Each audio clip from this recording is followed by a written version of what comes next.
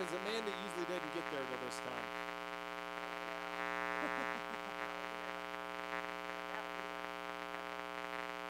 Oh, I do. I chuckle.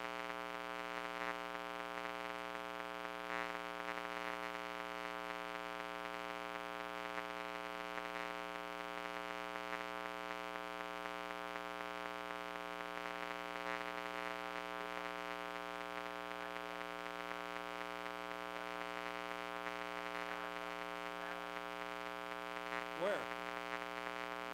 Oh.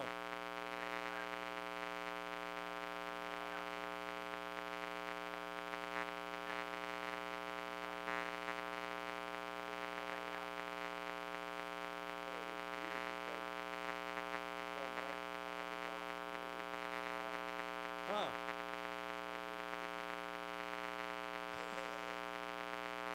There's some food there, Van. Huh? In that cooler? Cheeseburgers. Yeah, right there. Yeah, that's where you're at. Oh, there. Way to go, Kyle. Now they're going to get cold. Oh.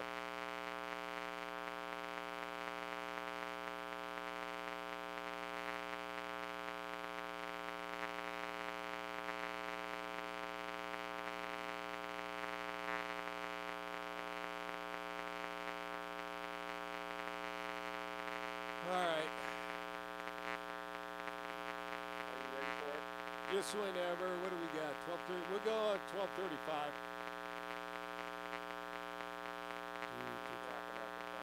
Good.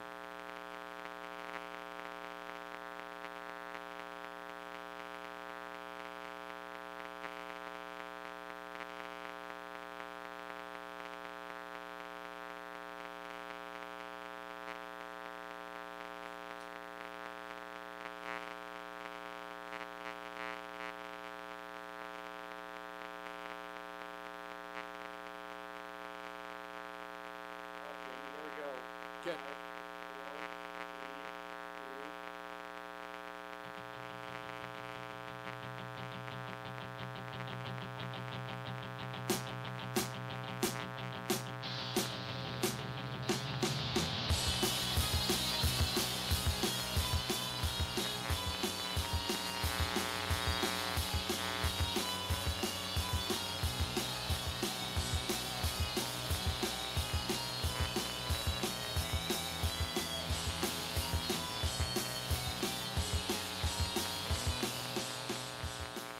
Trail 7-0. Play action pass. They're going to roll Walters out. Going to look back across the middle. Has a man. That's Walker. Walker at the 20. At the 10.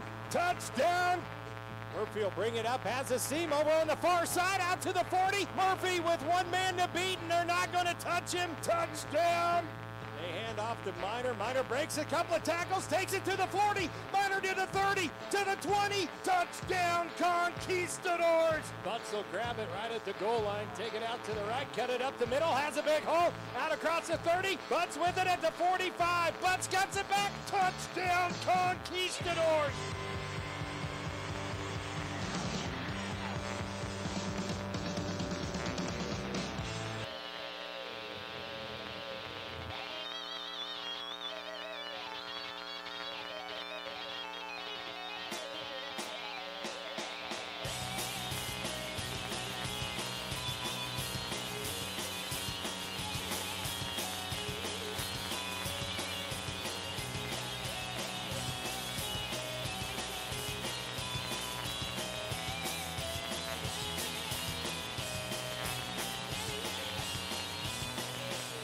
Welcome, ladies and gentlemen. It's time for Conch Football on the Mighty 1550 AM, the Sports Town, and on the web at conchsports.com this afternoon. The Conchs taking on the Hutch Blue Dragons. Hutch comes in with a record of 6-4. Conchs coming in with a record of 4-6. Good afternoon, everybody. David Poster, your voice here at Conquistadors. Let's look who brings you Conch Football each and every game. Lewis Ford, Kelly Hendricks, TDS, Winter Livestock, Jimmy John's, Jason Putnam, Shelter Insurance, B&E Waste Systems, Joy Chiropractic, Dodge City Dental Care, and Diamond Roofing. When we come back, we're going to hear from head coach Gary Thomas. It's all part of the Lewis Ford pregame show on your home for Conch Sports, 1550 AM, the Sportsnet, and on the web, conchsports.com. It is all part of the Conch Radio Network. Okay, that's how I'll bust out, is you're listening to the Conch Radio Network. Who's that out there? Who? Oh, he gets a game ball? Sheldon is his name? Yeah, 2 minutes here, Timmy. Okay. Huh? Yeah, what's he done for the game ball? Yeah.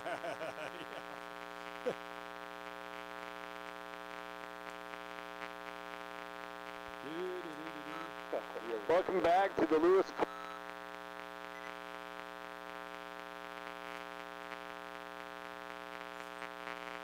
Yeah.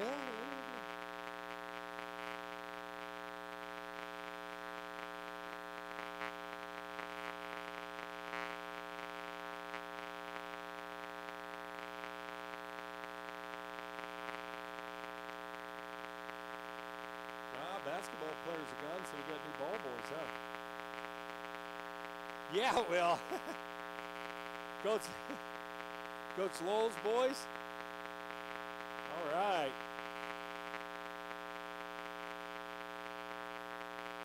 30 seconds. Of what? Percentage. Oh, okay.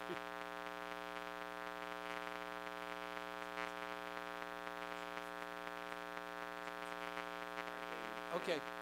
All right.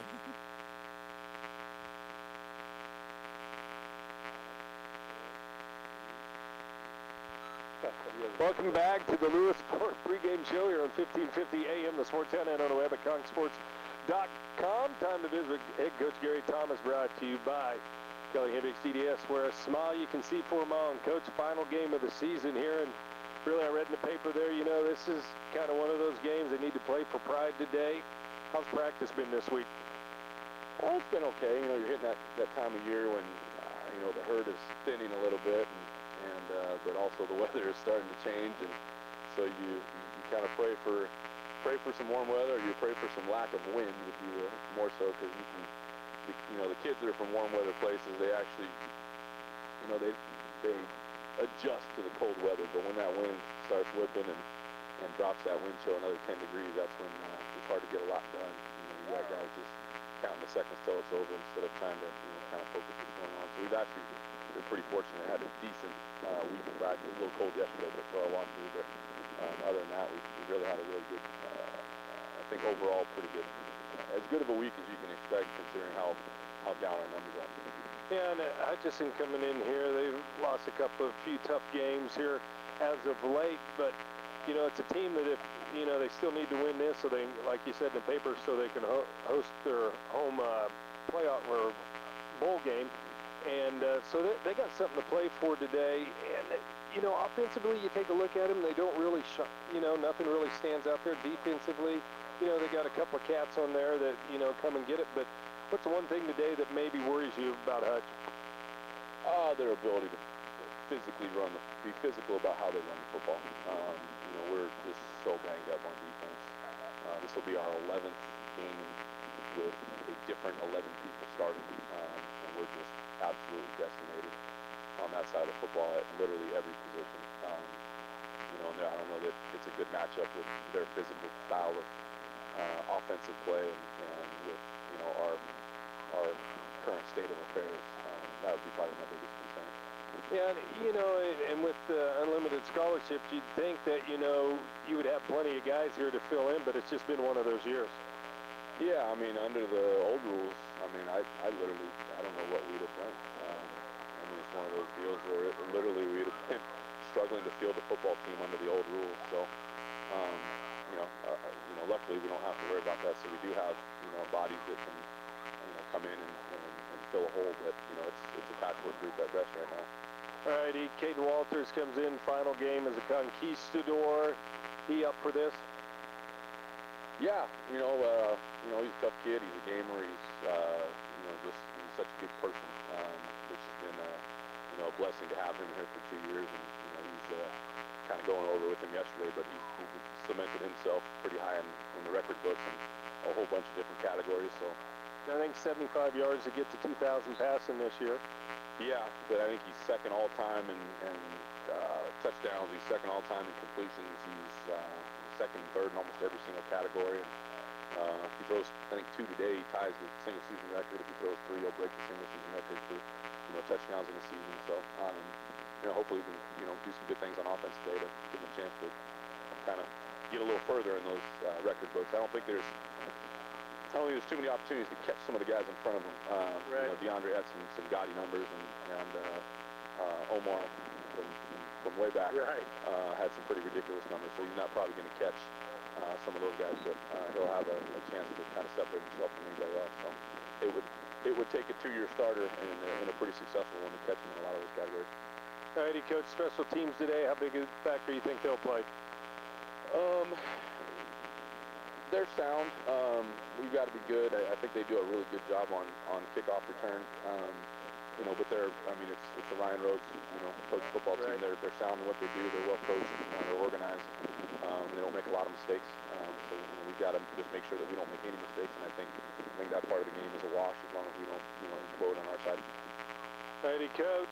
Good luck. Thanks for the time. It's been fun this year, even though I know it's been a little disappointing. Absolutely. Appreciate it. We'll talk to you at halftime. Alrighty, Coach Gary Thomas here with us on the Lewis Ford pregame show, brought to you by Kelly Hendricks CDS. Kelly Hendricks CDS, for a smile you can see for a mile. We'll be back with your starting lineups. You're listening to the Conch Radio Network. Okay, I'm going to turn it up. I'm going to turn it up so you can hear the national anthem.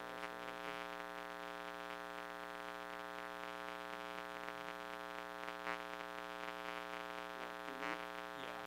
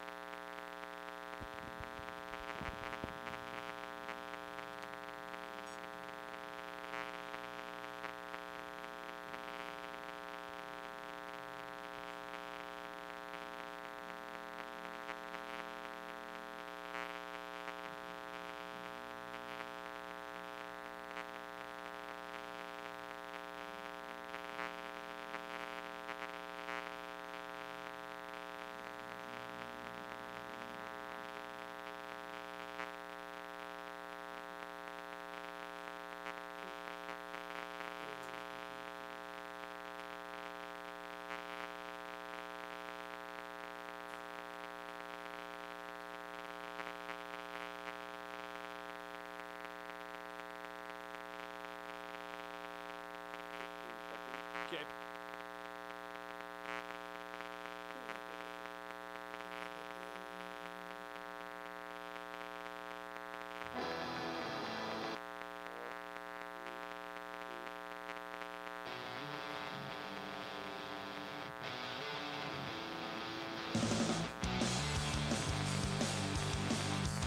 Welcome back, ladies and gentlemen, to the Lewis Ford pregame show. Lewis Ford, located at 200 Military Avenue, your hometown Ford dealer. Stop down, see Brad or Colby today, or Mr. Ken. Let him put you in a ride you can drive with pride. That's Lewis Ford. You can call at 227-3673 or stop by and see him 200 Military. Starting lineup's going to be brought to you by Winter Livestock. Winter Livestock serving the Southwest Kansas cattlemen since 1936. You want more bucks for your beef? You give Brian and the boys a call at 225-4159. We'll start off with the Conch starting lineup. You got Walters that will be behind center, close out his sophomore season here at DC3, just 75 yards away from 2,000. Has 21 TDs, 2 interceptions, and 1 rushing touchdown. In the backfield with him, it'll be McMullen and A.J. Walker, but you'll see Minor and Murphy also stepping in there. Wide receivers are going to have Minner, Watkins, Haley, and Mills for the Conquistadors. Haley with 6 touchdowns on the season, Watkins with 4. Then up front protecting Caden and open the holes for the boys. You got Whitehead at centers, and you got Foster and Brooks on the side of him. Sylvester and Washington that will be your tackles. Cogs averaging 366 yards total offense per game, 174 on the ground, 192 through the air. Giving up 12 quarterback sacks, 53% completion percentage on the passes, 13 total interceptions for the team. Red zone offense 67%, averaging 27 points a game. Now for the Hutch Blue Dragons, they're giving up 277 yards of offense. They're giving up 100 on the ground, 177 through the air. They got 33 quarterback sacks to go along with 15 passes intercepted, giving up just 23 points. You're going to have Gene Baptiste, Humphrey, Wyatt, and Brown will be your 4 up front. Then you got Bryce, Harvey, and Head will be your backers. Dawson Witherspoon will be your corners, and Jacobs and Jackson will be your safeties. Now to take a look at the Hunch offense. They're averaging 330 yards total offense, 181 on the ground, 149 through the air. They've given up 33 quarterback sacks. They're completing 51% of their passes. They've thrown 9 picks on the season, 30% on third down, 38% percentage on fourth down, averaging 23 points a game. You got Jones as the quarterback. You got Emmons and Waller will be your tailbacks. Emmons with 8 TDs. He's had 5 fumbles on the season, and they've lost 3 of them. Wide receivers, you're going to have Lumpkin, Urban, Allen, Bishop. Then you'll have Johnson, Edwards, and Jagwe also checking in for the Blue Dragons. Now for the Conquistadors on defense, they're giving up 419 yards of total offense, 203 on the ground, 216 through the air, 22 quarterback sacks to go along. They've intercepted 10 passes on the season, just 1 defensive touchdown, averaging giving up 32 points a game. Up front, you got Pennerton, Williams, Meyer, and Prazon. Your backers are going to be Henry, Lockhart, and Wright. Cornerback's going to be Cremiti and Simonot, and your safeties will be Anderson and Galden. And that's a look at your starting lineups brought to you by Winter Livestock. Winter Livestock, located at 1414 East Trail. They got a sale every Wednesday, and they've been in business since 1936, so you know they're doing something right. That's a look at your starting lineups. We'll be back. We get Vans Keys to Victory today, brought to you by Jimmy John's. Jimmy John's, Ricky Fast. You're listening to the Cock Radio Network. Coming back to Vans Keys to the game. Yeah, give me 2. How about that? I'll adjust you. They'll tell us if you're talking too low or whatnot, and all that business. Are you nervous? No. It's just air, ain't it? Yeah. Hey, he was wanting to check, I think. Okay, you want to check, Cody? Go ahead. Can you hear me? I can hear. Okay. No, I'm talking to Cody down on the sidelines. Cody, you got me turned on. Can you hear me? Cody, can you hear me? You can just give me thumbs up, you know. You got me? Yeah. Okay, let me check you. Go ahead, turn that mic on, Cody.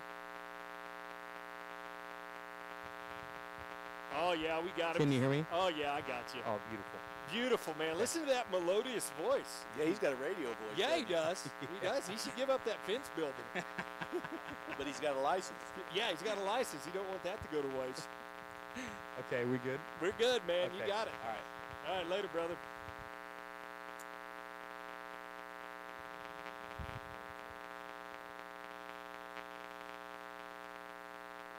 I don't hear any popping.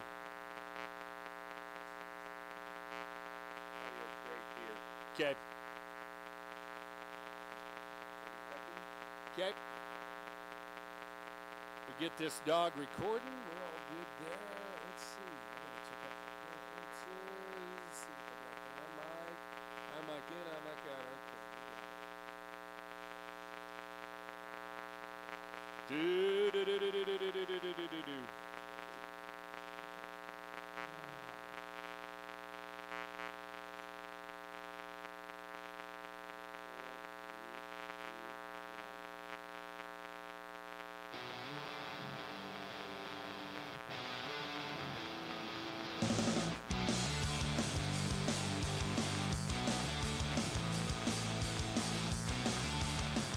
Welcome back to the Lewis Ford pregame show. It's time to take a look at our surprise celebrity guest up here running color today. Pulled him off the sidelines.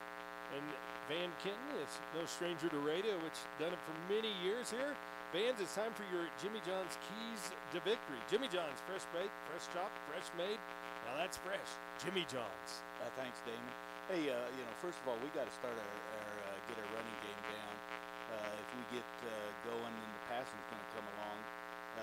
Defensively, we've got to stop the run to start off with and eliminate all the long plays. If we can get the time in our favor, get our running game going, the passing game will come along. It should be look good at the end of the game. All righty, that's Van's Keys to Victory, brought to you by Jimmy John's. Jimmy John's located at 1601 West Wilder Boulevard, or go online at www.jimmyjohns.com. We'll take a quick break. When we come back, we'll take a look around college football top 25 Jayhawk Conference games going on today, and we'll have your kickoff for you. You're listening to the Cock Radio Network. Okay, give us 2. I'll take us to a minute 30.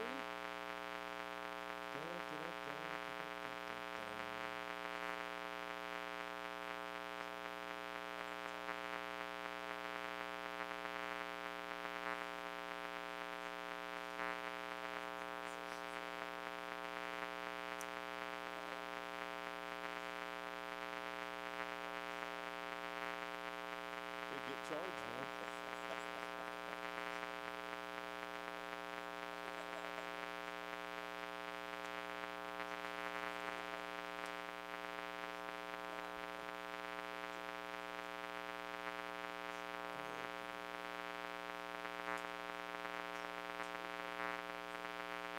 We got McMullen, Anderson.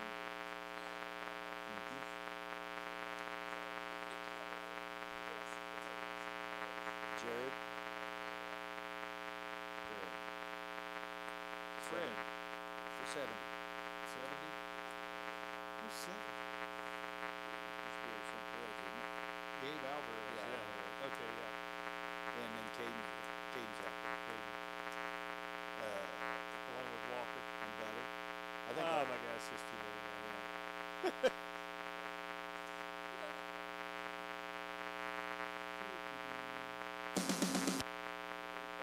Gabe.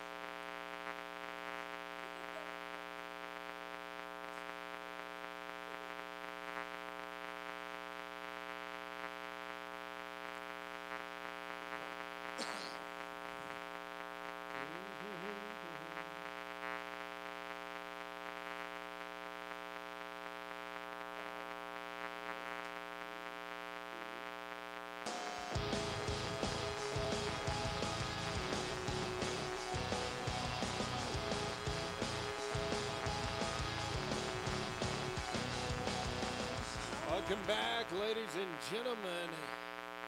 They're just moments away from kickoff here. Let's take a quick look around top 25 action. Michigan State 35-3 over Ohio State. Penn State 21-6 over Rutgers. Oklahoma State tied with Iowa State at 21 apiece. Georgia Tech 14-9 over Virginia Tech. UCF over UConn 28-10. NC State over Boston College 10-7. Arkansas trails LSU 13-10. They're in the third quarter in that one. And over in Big 12 action, games going on. Texas Tech 21-7 over Baylor. TCU's at Oklahoma. West Virginia is at Kansas State, and Kansas is at Texas later on tonight. Jayhawk Conference, we got Garden City at Fort Scott. That game's going to tip off at 1. Ellsworth is at Highland. And Iowa Central is at Butler.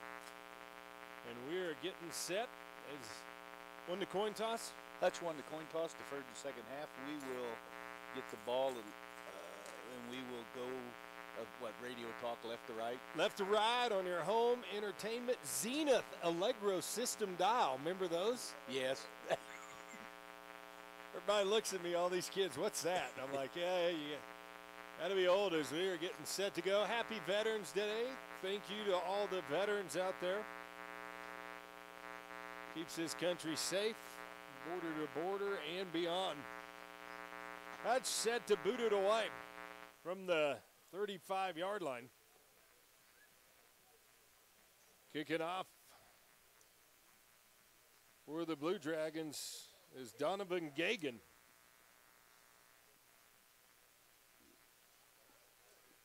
Back deep for the Conks, going to be Rodney Murphy. Conks coming out on the field. Conks in their home gray uniform, purple numbers, white trim. Hutch in their white uniforms, blue numbers with red trim.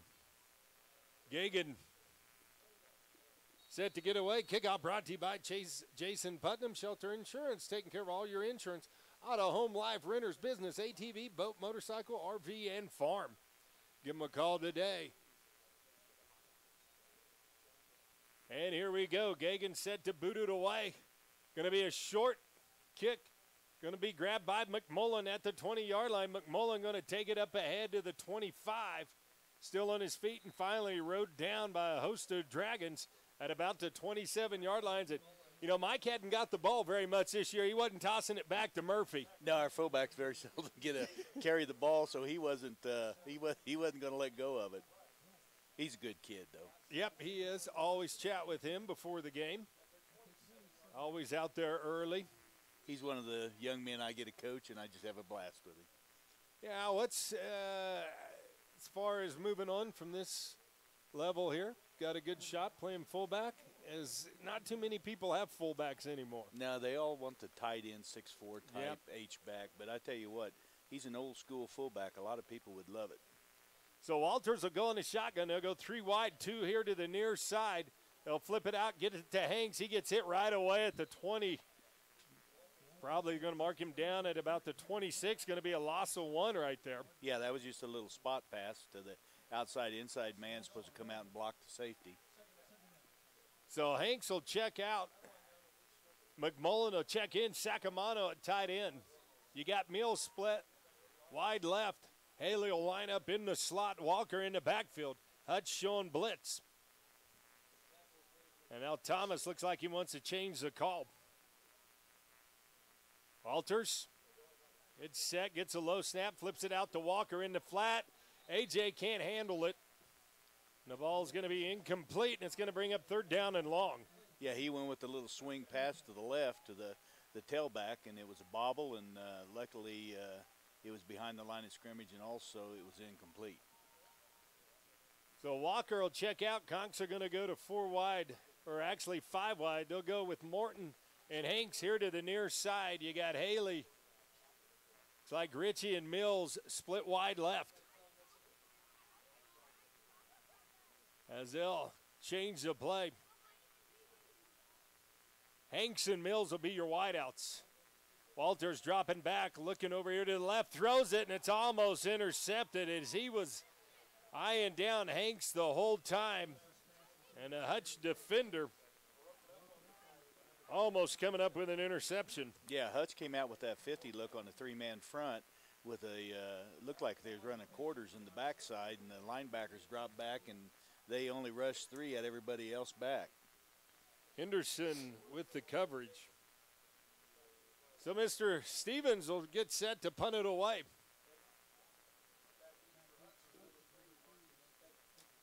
Marcus Edwards back deep for the Blue Dragons. Good punt, got it to turn over. Conks are there. Edwards makes the first guy miss, takes it up to the 35, breaks a couple of tackles, and finally gets tripped up by Dakota Anderson, but not before he gets into conquistador territory. See where they mark him down at. That's about a 43-yard punt there, Damon. Yeah. Into that, or actually had the light breeze at his back. So the Conk defense, which has had its problems and injuries here of late, will come out and for the first time this afternoon, a go at the 4-man front. Cam Jones will be your quarterback. Be in the backfield with Evans. Now here comes the toss play. They get to the outside. That's number 12, Jalen Irwin. And he's going to run it up ahead to about the 37. And I think that's going to be enough for a first down. Yeah, they comes out with twins right with a H-back on the right side, so they really had trips with offset back to the left, sent the slot back into motion, and we had a jet sweep to the left, and there's your 1st and 10. We got to eliminate the long plays. So 1st and 10 for the Blue Dragons. They'll have Waller and Emmons in the backfield with Jones. They'll go 2 wide receivers to the top. They'll put a man in motion. That's Irwin. Jones dropping back, rolling out to his right, looking in the flat. Hits his tailback. That's Waller.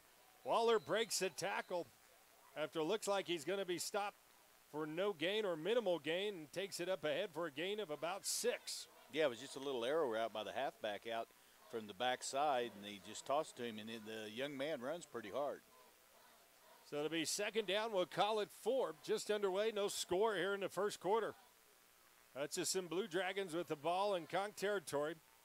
They're going to go 4 wide receivers. Now they'll bring a man across. They'll go 3 here to the near side. That is Himes. Here goes a high snap. Loose ball on the floor. Conks reach in, try to get it. Let's see who comes up with it. I think the Conquistadors are. Yes, they are. And what a big play there as the Conk defense is recovering. It's number 55. That is David Monroe. And the Conks get the first turnover of the ball game. Yeah, bad snap. It was well over his head by 5 feet, and he just was jogging after the ball. Yeah, it looked like he was more interested in keeping the Conk defender off of it. And I'm like, dude, I'm sure you're faster than that lineman. Get down there and get on it. He wasn't. He must have not have been. And now the Conks are going to break the huddle. Too many men on the field. And Haley trots off, and that's going to back him up 5.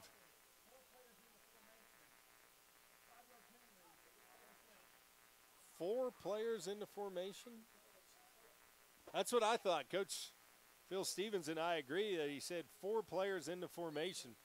So now it's going to be 1st down and 15. Walker in the backfield. 2 wide to the top. Liniger in it, tied in. Down here at the bottom is Minner. Ritchie and Mills split wide left. Alters in the shotgun. He's going to drop back, look over the middle. Now going to go long, looking for Minner, and the pass is going to be incomplete. And let's see, I think we're going to have pass interference, but who's it going to be on? As it looked like Minner kind of shoved off there when the ball was starting to come down. Yeah, it was just a fade route on this near side to us, and we'll wait and see. Everybody's pointing at everybody else. We might as well start pointing, Damon. I'm going to be going this way. And it looks like the way the official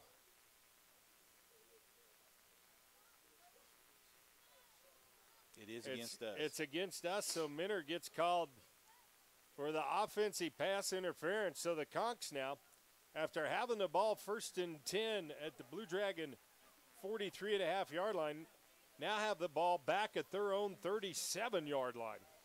You know, sometimes you just want to let them play. Right. So Liniger in it, tight end. McMullen back at fullback. Conks will go in a pro set. Walters dropping back in the shotgun. Thomas calls the play from the side. Walters now slides McMullen across to the left. They give off to Walker. Walker picks up a few yards, give him about 3, and that's going to bring up 2nd down. We'll call it 27, and here you just kind of want to get at least 10 to 12 yards back. Yeah, and he's starting off with using what we call a 21 formation, and we wobbled the fullback to the left, and it was just a power play. He blocked the end out. Guard pulled through. It's a power play to the left side. So now Conks with a 2nd down and 27. Walker to the right, 4 wide receivers. 3-man front for the Blue Dragons. Caden dropping back, now looking over the middle, throws it out in the flat, tried to hit Mills, but threw it too high, and Caden gets dusted after he releases it. Yeah. Now it's going to be 3rd and 27, and what's in the playbook there? That's probably got to be a couple of plays, maybe the hook and ladder. Yeah, I don't know. We don't have that. I better not say. But no, on this side, it was just a high-low flood route on this side, and everybody was covered, so we had to go to the back side. We had an arrow coming out also with the tailback. 4 wide receivers. Walker in the backfield. Walters a handoff to A.J., and A.J. is going to get tackled in the backfield, and he'll get back to the line of scrimmage, and the Blue Dragons get the ball back after the Conks with back-to-back penalties. Yeah, and Coach came with a fairly safe call. It was just a zone play to the right side, and there's a lot of yardage you had to go through. So Edwards will stand back on his own 20-yard line. Stevens set to punt it away. Good snap.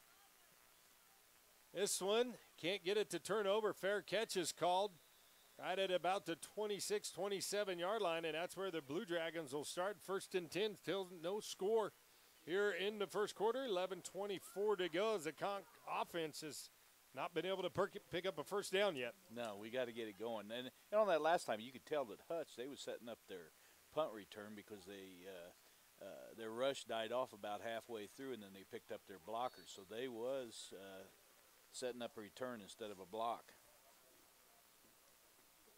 So now the Blue Dragons come back on offense. They'll go trips to the far side. They got Lumpkin in at tight end. Jones will bring a guy across. That's Irwin. Now they flip it out in the flat to Irwin.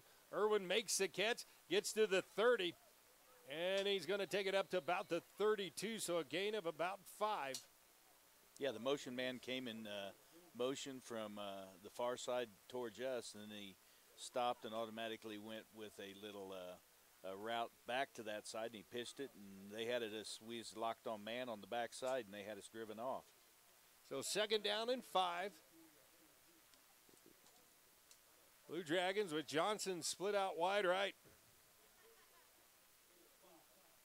Irwin wide left. They got in the backfield is Jones, gets it, flips it out to the tailback. That's Emmons, and he's going to get wrapped up and tackled by Anderson at about the 40, and that's going to be enough for a first down. Yeah, they came a fly with the outside person arrow to the running back towards us and just flipped it to him, and the linebacker had a lot of yards to cover from where he was at. And you look at Cam Jones for the Blue Dragons, not that tall. He'll go up under center now. Conks with a 4-man front. They'll put Irwin in motion. Cremedi will follow him across. Now they hand off to the tailback. Emmons, big hole up the middle, and he's going to get thrown down by Lakia Henry, but not before he picks up a first down and takes it into Conk territory. Yeah, they ran motion away from us, and the right side guard pulled a little power play, or however you want to call it, coming up to our linebacker, and he just followed him right up the hole.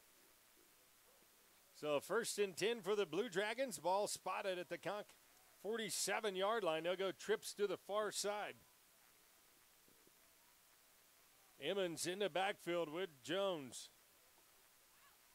Now here's the toss. They get it off to the backup wide receiver. Nothing there is Nazir Wright coming up, and that's Eric Forrest, the quarterback. And Nazir did a good job. If you notice how the offensive line was doing, the offensive line was blocking zone right, and they came back with this same play they did earlier with that little jet sweep-like toss. Nazir read it real well. So 2nd down and 8 for the Blue Dragons. Forrest in the shotgun. The backfield with him is Waller. Now they're going to run an option play. They pitch it out to Emmons. Emmons has the corner down the sideline. Coming over, knocking him out of bounds finally near the 5-yard line. That time the Conks got sucked in. Yeah, we had a little pro formation to this side. Ran motion away from it with the slot man and came with the speed option to the left side. And their speed beat our speed. Yes, yes. It was a well-designed play.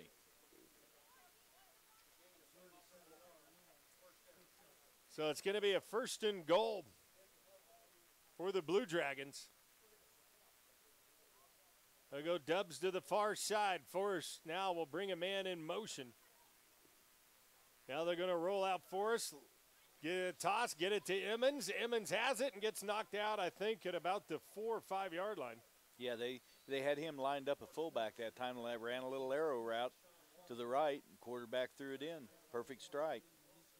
They're going to give him all the way down to the 2 yard line. I don't agree with that. So 2nd down and goal now from the 2.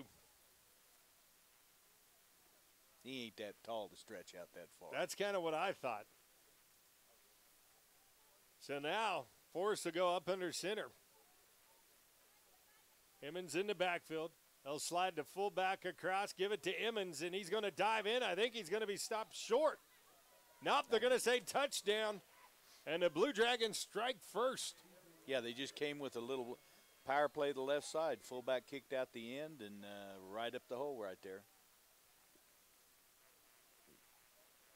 So Hutch now for the extra point with 7:51 to go in the first quarter. Luke Niemeyer on for the extra point. He's 37-38 this year.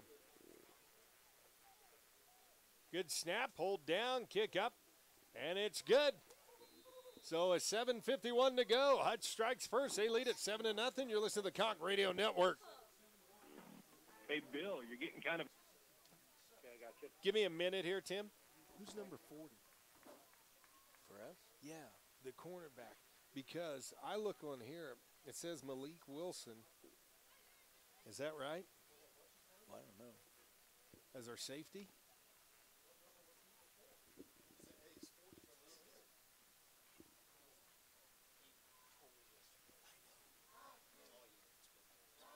Darius Miller. Okay. I'm getting ready to say, yeah, it's. All right. Darius Miller, right? Am I talking too much? No, you're just fine. All right. Keeps me from talking.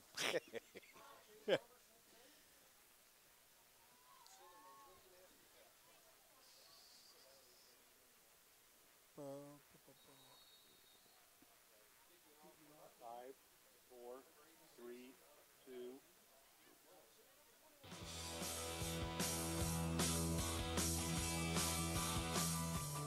Come back. Donovan Gagan said to boot it away. Going to be a short kick. Murphy's going to come up and grab it at the 27, bobble it, and the Conchs will just fall on it. Looks like it squirted out. And Hutch says they got it. Let's see what we got. The Blue Dragons get it. And not the way you want this to start here in the first quarter. No, they will not kick it to Rodney. They're not going to kick it deep, and we muffed it right there, and they recovered. Rodney's he's great at what he does back there. Yep. That time just come up and got maybe a little too anxious there. It's looking downfield to see where he wanted to go before he caught it. So Mike was wanting to grab that ball, but he got called off that time. So now the Blue Dragons back on offense. Force in a quarterback. They'll put Irwin in motion. Now they'll hand off to the tailback. Trying to get to the outside. Nothing there and slammed to the ground. Yeah, good job. They had pro formation with an H-back to the right side. Ran the flanker from the left in motion and zoned to the left away from the motion. And thought they'd outman us, and we had it covered. Savage on the tackle there. So it's going to be second down. We'll call it 14.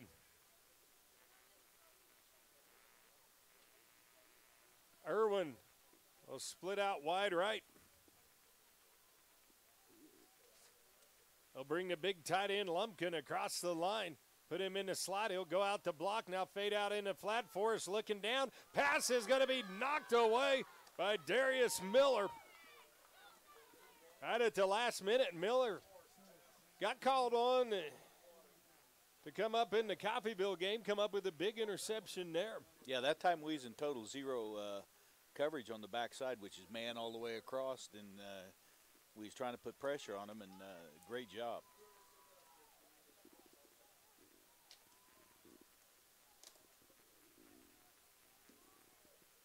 So now they'll split out trips to the far side. Horst now gets it. Here comes the blitz, and he's got no place to go. And the Conks get the sack all the way back near mid. Or what, Porky Pig? Back deep for the Conks is Morton. He'll stand on his own 10-yard line. Gagan set to punt it away, 37-yard average. And this one's going to be fair catch, going to be down. And, oh, what a punt by Gagan as it goes out right at the 1-yard line. As Morton did a nice job of selling it, the ball ticked at about the 10 or about the 7 and then just darted straight, just catty corner perfectly to the goal line. I can't say anything bad about that. That was a heck of a punt. That was unbelievable. So the Conks not getting any favors from the Blue Dragons here in the early going. Murphy's going to be your tailback coming out. You're going to have Ritchie and Haley along with Hanks. Well, they put it at the foot. They put it right at it's right on the 1-yard line. So Walters is going to be about 5 yards deep in the end zone. Conks will go trips here to the near side. Hand off to Murphy. Murphy sees the hole, takes it up ahead to about the 7. So that's going to be a gain of about 6. Oh, and there comes the flag in, and that's going to be by Quinn Head. And boy, Murphy now took his helmet off, and here comes other flags. Yeah, he just picked him up and threw him down. Picked him up and threw him down, and Murphy is getting escorted off the side as Thomas coming out. And now, Coach Thomas trying to calm him down. Wonder what they was talking about out there. You think it was good? Yeah, probably. What you doing for Thanksgiving, man? Yeah, that's. Hey, what can you say? It's football. So Murphy took his helmet off. And Thomas still happened to go out there. As I think Rodney's mom's coming out. Thomas still talking to him. We're going to get the call. It was a good play. It was like you said, it had bunch to the right side, far bunch. Just ran an inside zone and great blocking by the offensive lineman. Then it kind of turned bad. And the official's still talking. They can't figure it out. As Murphy, the second flag, I think, was for him taking his helmet off. I think you're right. And that's the one thing you never want to do. Never take your helmet off, because if somebody pops you in the head, it ain't going to hurt. So we'll get the call from the officials here.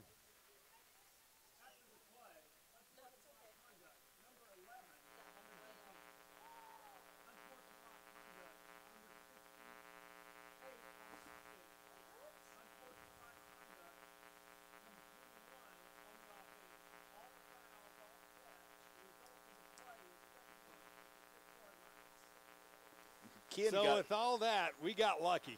Ken got one of them, and I never saw what he did. He must have been shoving players off, because you can't reach in and grab players and pull them off. So yeah, Ken's our left guard. So the officials now still going to talk, because it's 2 fouls against the Conks, just 1 against the Blue Dragons. Well, we're at home, so just get rid of them. So we'll see, because Quinn Head, linebacker from Forsyth, Georgia. Yeah, he just picked Rodney up and threw him. What do you call that in all-star wrestling? I don't watch that. Pile driver. Pile driver, okay. I just watched the 30 for 30 on Ric Flair. You telling me you didn't catch that the other night? No, I don't watch that. Hulk Hogan even said, Rick, he was the best wrestler ever saw. Pretty Boy, Nature Boy. Is that Nature Boy. Ric Flair. I bet you even got his call down, don't you? Come on. No, I don't. One time. Woo!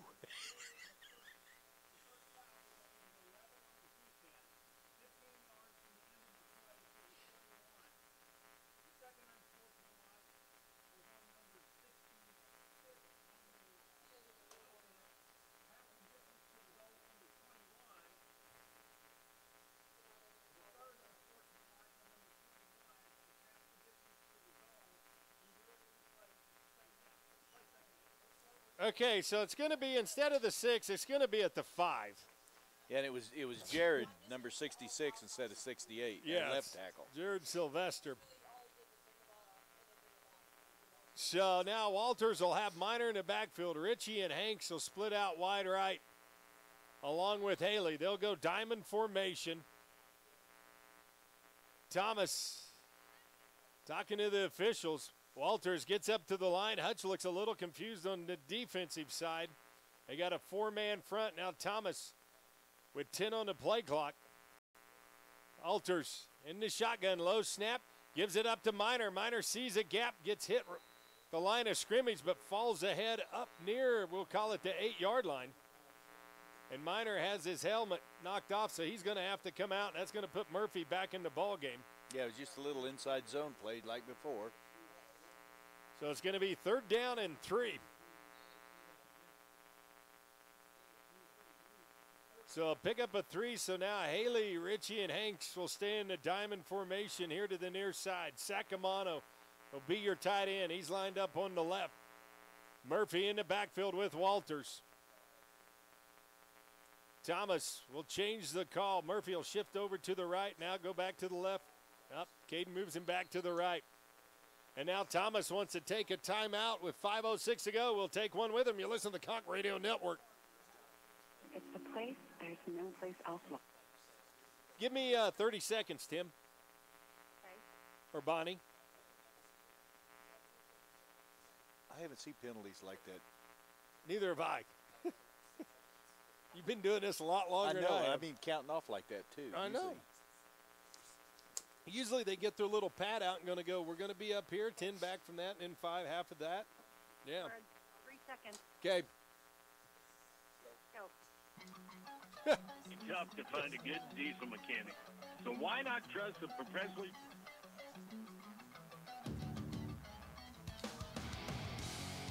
Welcome back. Conch trail 7-0 with 5:06 to go here in the first quarter. Damon Post along with superstar Van Kitten. No, we used to was. Back here, back out of retirement, back in the booth. Yeah, I got to compliment you on your weather reporting. It's Weatherman Damon. Now, you were correct. I was wrong. You thought it was going to be cold and cloudy, and you wanted to get up top, and I said, it's going to clear off about 1 o'clock. And you were and right. You looked up and went, no, you're kidding me. Conch now at the big 3rd down and 3 here. They're going to go 2 wide to the far side. Murphy still in the backfield. McMullen in at fullback. Hutchinson now with not many guys near the line. They give it to Murphy, and Murphy's going to get hit right at the line. Almost lost the ball. No gain on the play. Yeah, they came out with a 21 formation, which would have been what they ran was an isolation play on the right linebacker, and one of the inside defensive linemen slipped the block and got in quicker than what we could get through. And, you know, you look at this offensive line, a lot of freshmen up there. Yeah, I think all of them, well, Jared's even considered a freshman also. Yep. So now Stevens will have to punt it away. Edwards will stand back on his own 45-yard line. Good snap. Hutch coming for it, and they almost get it. They might have got a hand on it, and it's going to take a conquistador roll and go up near the 40, going to be down at the 39-yard line. Yeah, that time. And that was close. He came from our offensive right side. He wasn't even touched. I know that will get straightened up. So Coach Landgren down there talking. When we go down to Coach Thomas at halftime, we got another new first force professional fence builder. Cody Smith, licensed professional fence builder, Cody Smith. Going to have the halftime grab Coach Thomas at halftime. Now we go back. Forrest in the shotgun, puts a man in motion. They're going to hand off. Now pass back, looking for Forrest. Conch's there. Oh, no, Forrest going to bobble it. Had it as Dakota Anderson was going for the interception and then misjudged it. And then Forrest, I don't think, knew how far or how wide open he was and bobbled it. No, they ran that jet sweep, handed off jet sweep, threw it back to the quarterback on the backside. And he missed it. And he missed it.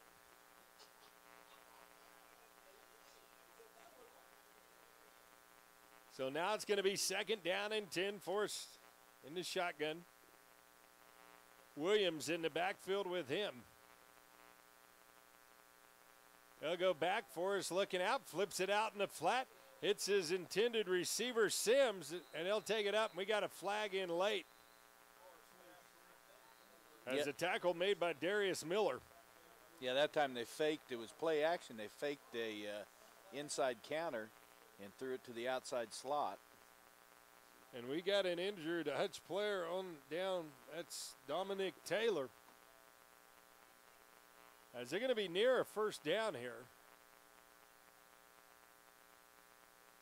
Looks like it's going against Hutch. Yeah.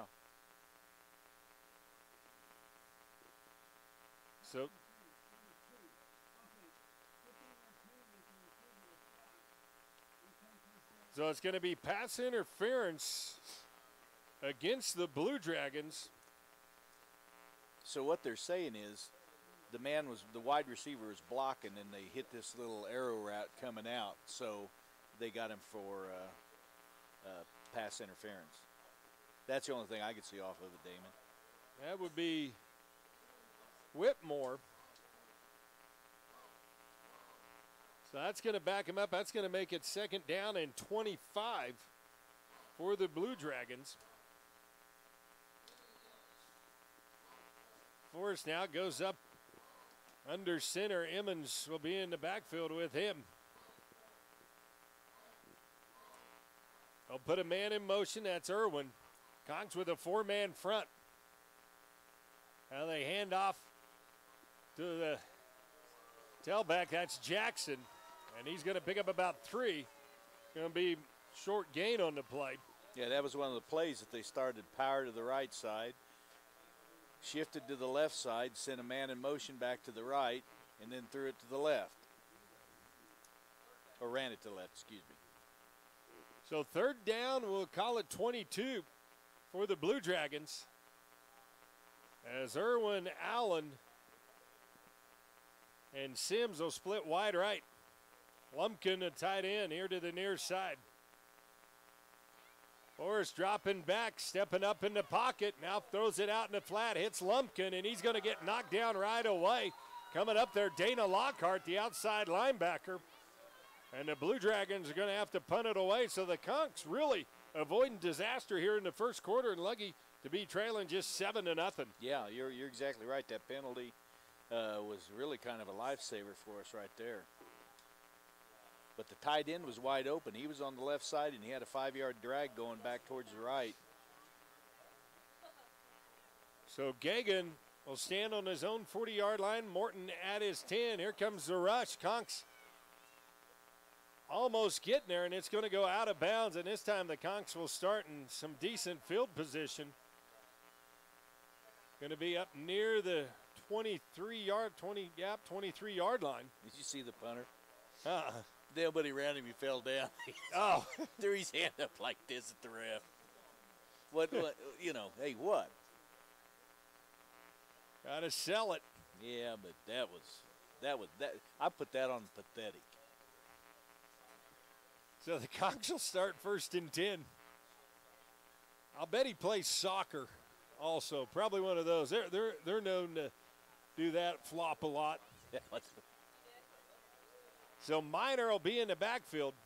Conks are going to go with 4 wide receivers. Walters in the shotgun, 1st and 10 from the 23. Caden will go on a hard count. Now back off Thomas. We'll call the play. Minor shifts to the left of Caden. They got Hutch to jump off sides here near side. No, don't see a flag down. Back shoulder throw to Minner is going to be incomplete. And it looks like we got a flag here near side.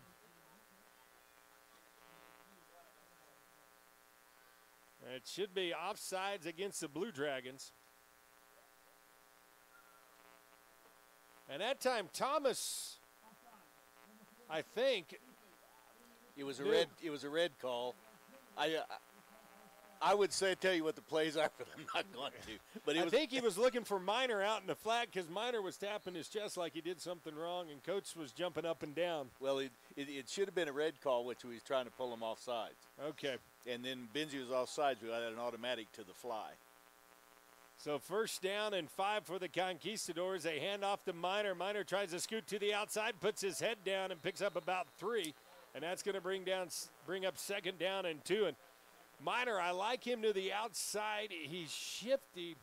He's not that, he just kind of moves and slides through people. Yeah, somehow he makes things happen. Yeah, and it doesn't look like he's losing much effort. Now he's just so smooth about it, and he's a great kid, and he's a dang good running back. So second down and 2 now for the Conquistadors. Ball spotted just at the 31-yard line. Thomas will change the play. 5 on the play clock. Caden gets set down to 3. Here's the snap. Caden looking out in the flat. Throws it. Has his man Haley at the 42, and that's going to be enough for the first down. Came out with a combination to the right side. Had a fade to the outside man. Had a little, it was about a 15-yard out coming with Haley, and he got it. Good pass. Good pass protection, too. You bet. Caden's really, other than a couple of plays, has had some good protection so far. Conks now, they'll diamond formation here to the near side. And now the Blue Dragons want to take a timeout. We'll take one with them. You listen to the Conk Radio Network. Most people think they can get a cheaper oil. Okay. Give me 30. Okay. Have you eaten any of that cake yet? No. Oh, okay. I'm running the board. Oh, okay. I'm sorry. It's okay. Okay. I'm going to give you a countdown. We'll get to 5. Okay. How do we sound on the radio? Coach Stevens said. Really good. Okay. You got 59 seconds. 4, 3, 2, go. Go.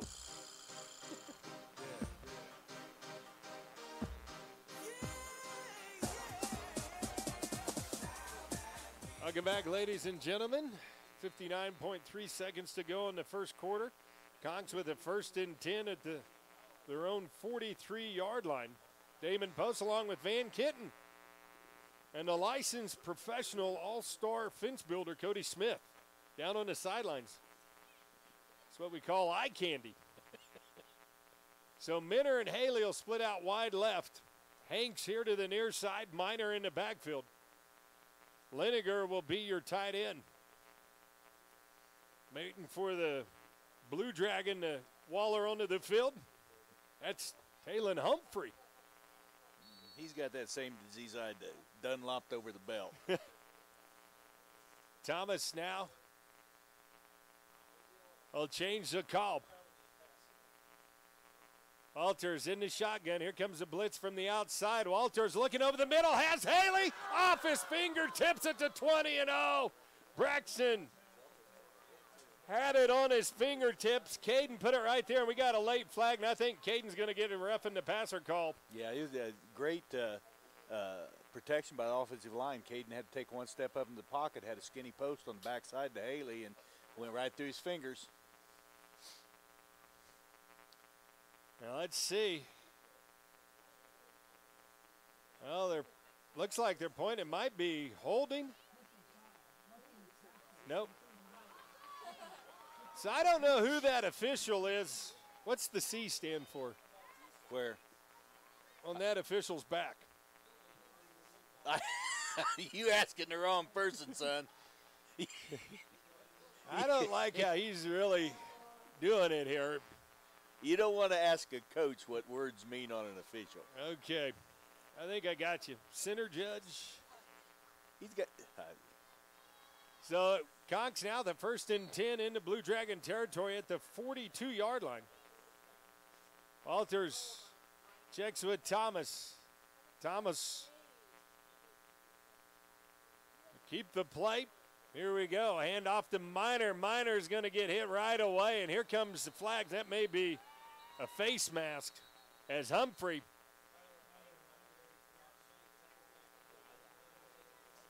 Yeah, we was running a counter back to the right side. Guard pulled fullback, supposed to go on through to get a linebacker. Yep, I called it. You did. Humphrey late getting onto the field. Now he does a face mask, and that's going to be another 15 yards. Well, he had to get his number in the book. You got that written down there, don't you? You betcha. All right. So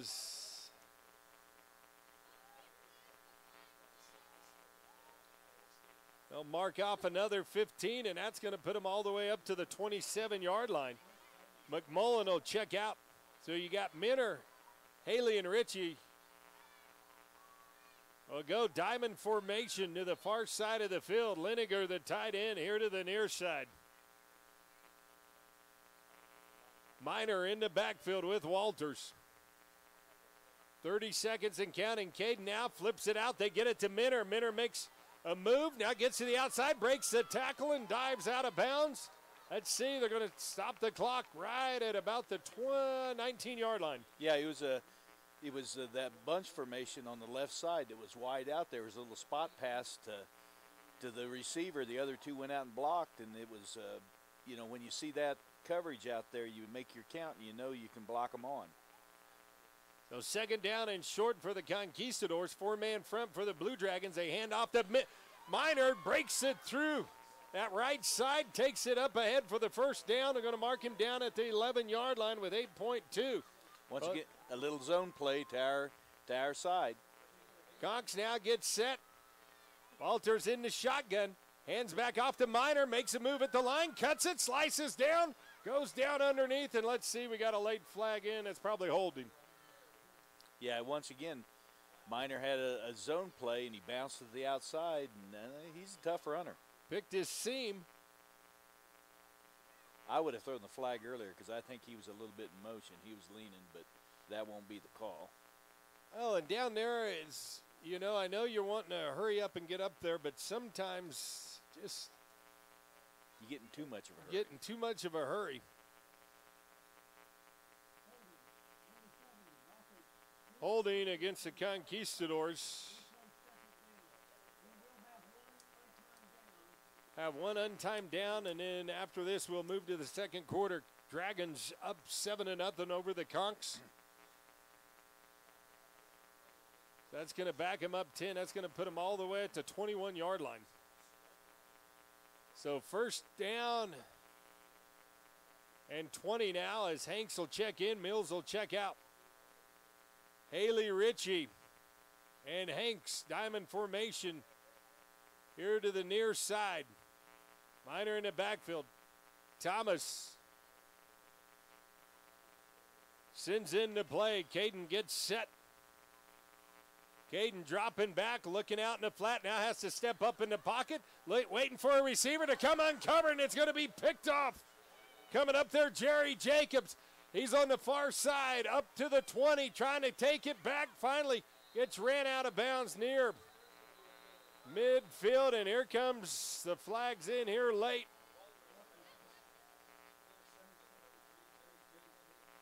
And that time, Caden should have just probably tucked it up and tried to get what he could on his feet. Well, we had one wide open in the end zone. And now we got another late flag coming in.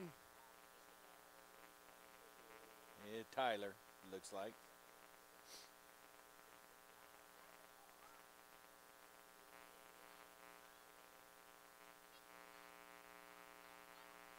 There's Coach Thomas grabbing him. We'll try to get this all figured out over here.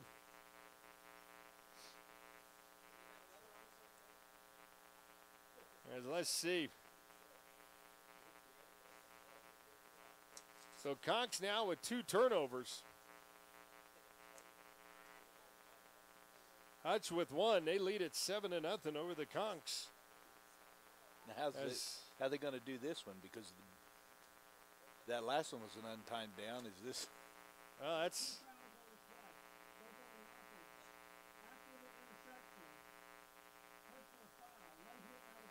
Late hit out of bounds.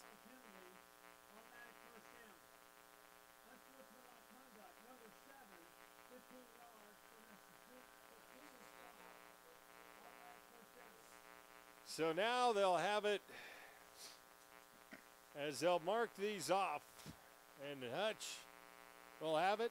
And let's see, are we going to do an untimed down? I don't know. I think they're trying to figure things out there. As we'll have him, and we'll try to figure this out. As they got the ball at the 36-yard line.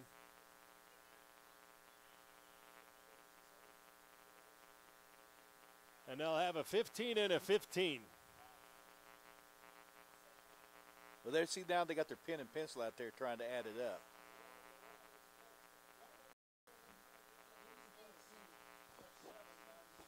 Into the first quarter, and now here comes some stats for us. Mr. Kyle Patrick. First downs even at 5. Rushing yards at 8 of 16 for Hutch, 8 of 22 for the Conks. Passing yards, 38 for the Blue Dragons, 19 for the Conks. Hutch 6 of 8. Conks 3 of 7 with an interception, and it was a big one. 16 plays for 54 yards for the Blue Dragons, 15 for 41 for the Conquistadors. Penalties, though, Hutch 5 of 65, Conks now 7 of 62. And that's just one quarter. That's just one quarter. So Blue Dragons will start in excellent field position after the interception.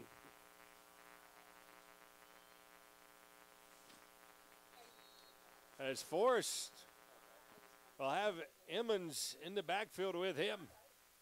Conks with a 4-man front. Now here's Forrest looking over to his left, throws it, and the pass is going to be caught for a first down near the 24-yard line. And right there, they got a little bit of pressure on Forrest there because he was belted right as he released it. Yes, he was. He got it off in time, though. It hit a little drag route right there in the middle on the sweet spot in the zone. So 1st and 10 for the Blue Dragons. They lead it 7-0, threatening here just the start of the second quarter. They'll go 2 wide receivers. Johnson split out to the left. Put a man in motion. Ball's going to be fun. It'll be a loss of 11. So the Blue Dragons, their excellent field position is almost where they started from in this drive. Now have a ways to go. Forrest in the shotgun. Emmons to the right of him. He'll run out to the flat. They'll flip it out to him. Emmons with it. 2 guys right there, and that's going to be a loss of a couple of more yards there as Cremedy and Dana Lockhart out there on the coverage. Yeah, they came out with that arrow route coming back out this way in a great coverage. Coming on for the Conks, Dwayne Morris, who this is nickel package, dime package. Morris comes in as extra rusher. To be a 5-man front, 3rd down, we'll call it 23. They'll bring a man in motion here to the near side. Here comes the blitz going down the middle, and the pass is going to be picked off by Darius Miller. Miller with it at the 25, still on his feet, breaks a couple of tackles, takes it up ahead to the 32, and Darius Miller gets a face mask against him. And that's his 2nd interception in 2 games. Backup free safety. Great job. He played it. He soft played him off to the backside. When that ball, he attacked it. He just sat there and basically baited him into throwing it. Yes. Great job. We needed that. That was a face. That was a face mask. They better call it. Let's see.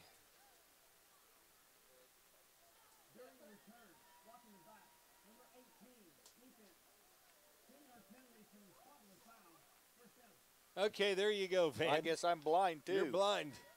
I do. You know, well, I saw a face mask from up here. It was a brush. So the Conks, even when they get the goods, they kind of shoot themselves in the foot. A lot of what the Blue Dragons have done as well. But that was a great defensive play. Great defensive play. So now Morton will be in the ball game.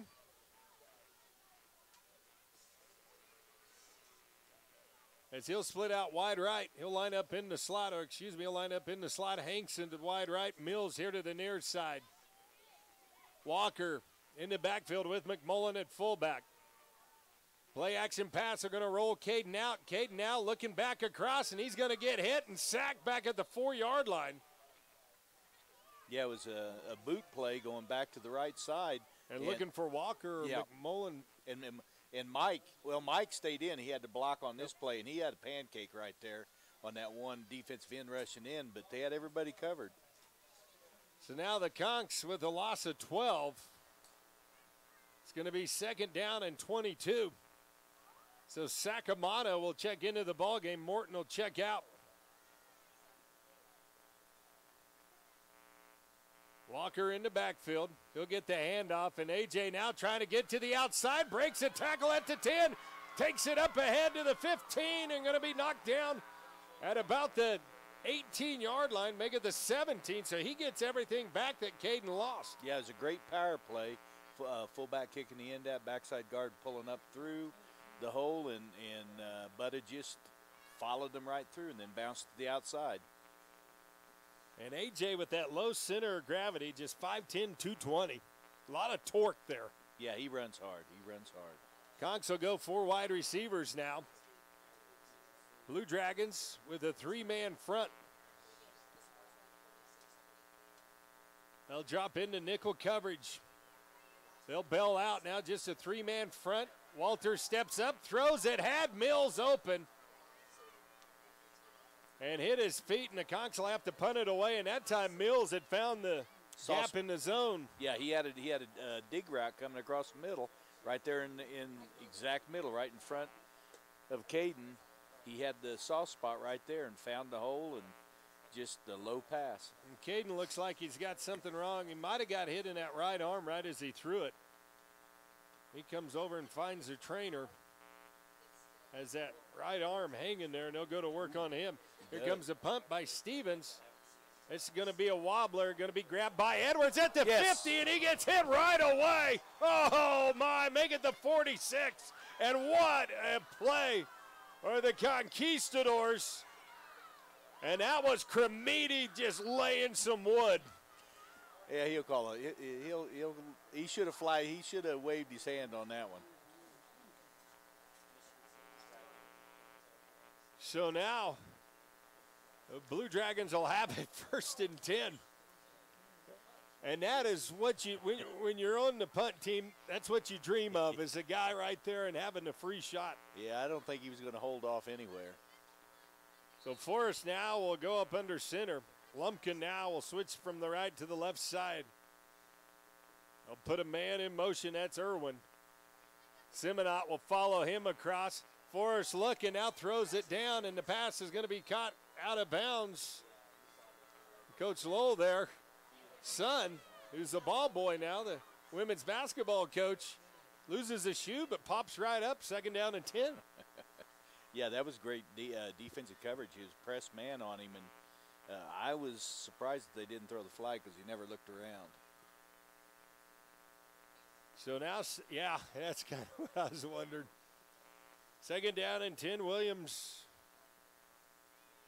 or Jackson will be your tailback. They'll hand off to the tailback. He'll head straight up the middle, and he's going to get slowed down after a gain of about 4. 2nd down and 6. The ball squirts out of there, but after he hits.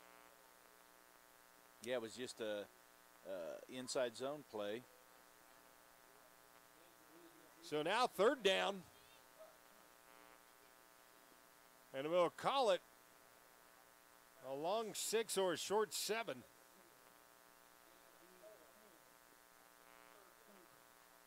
So now they'll go trips to the far side.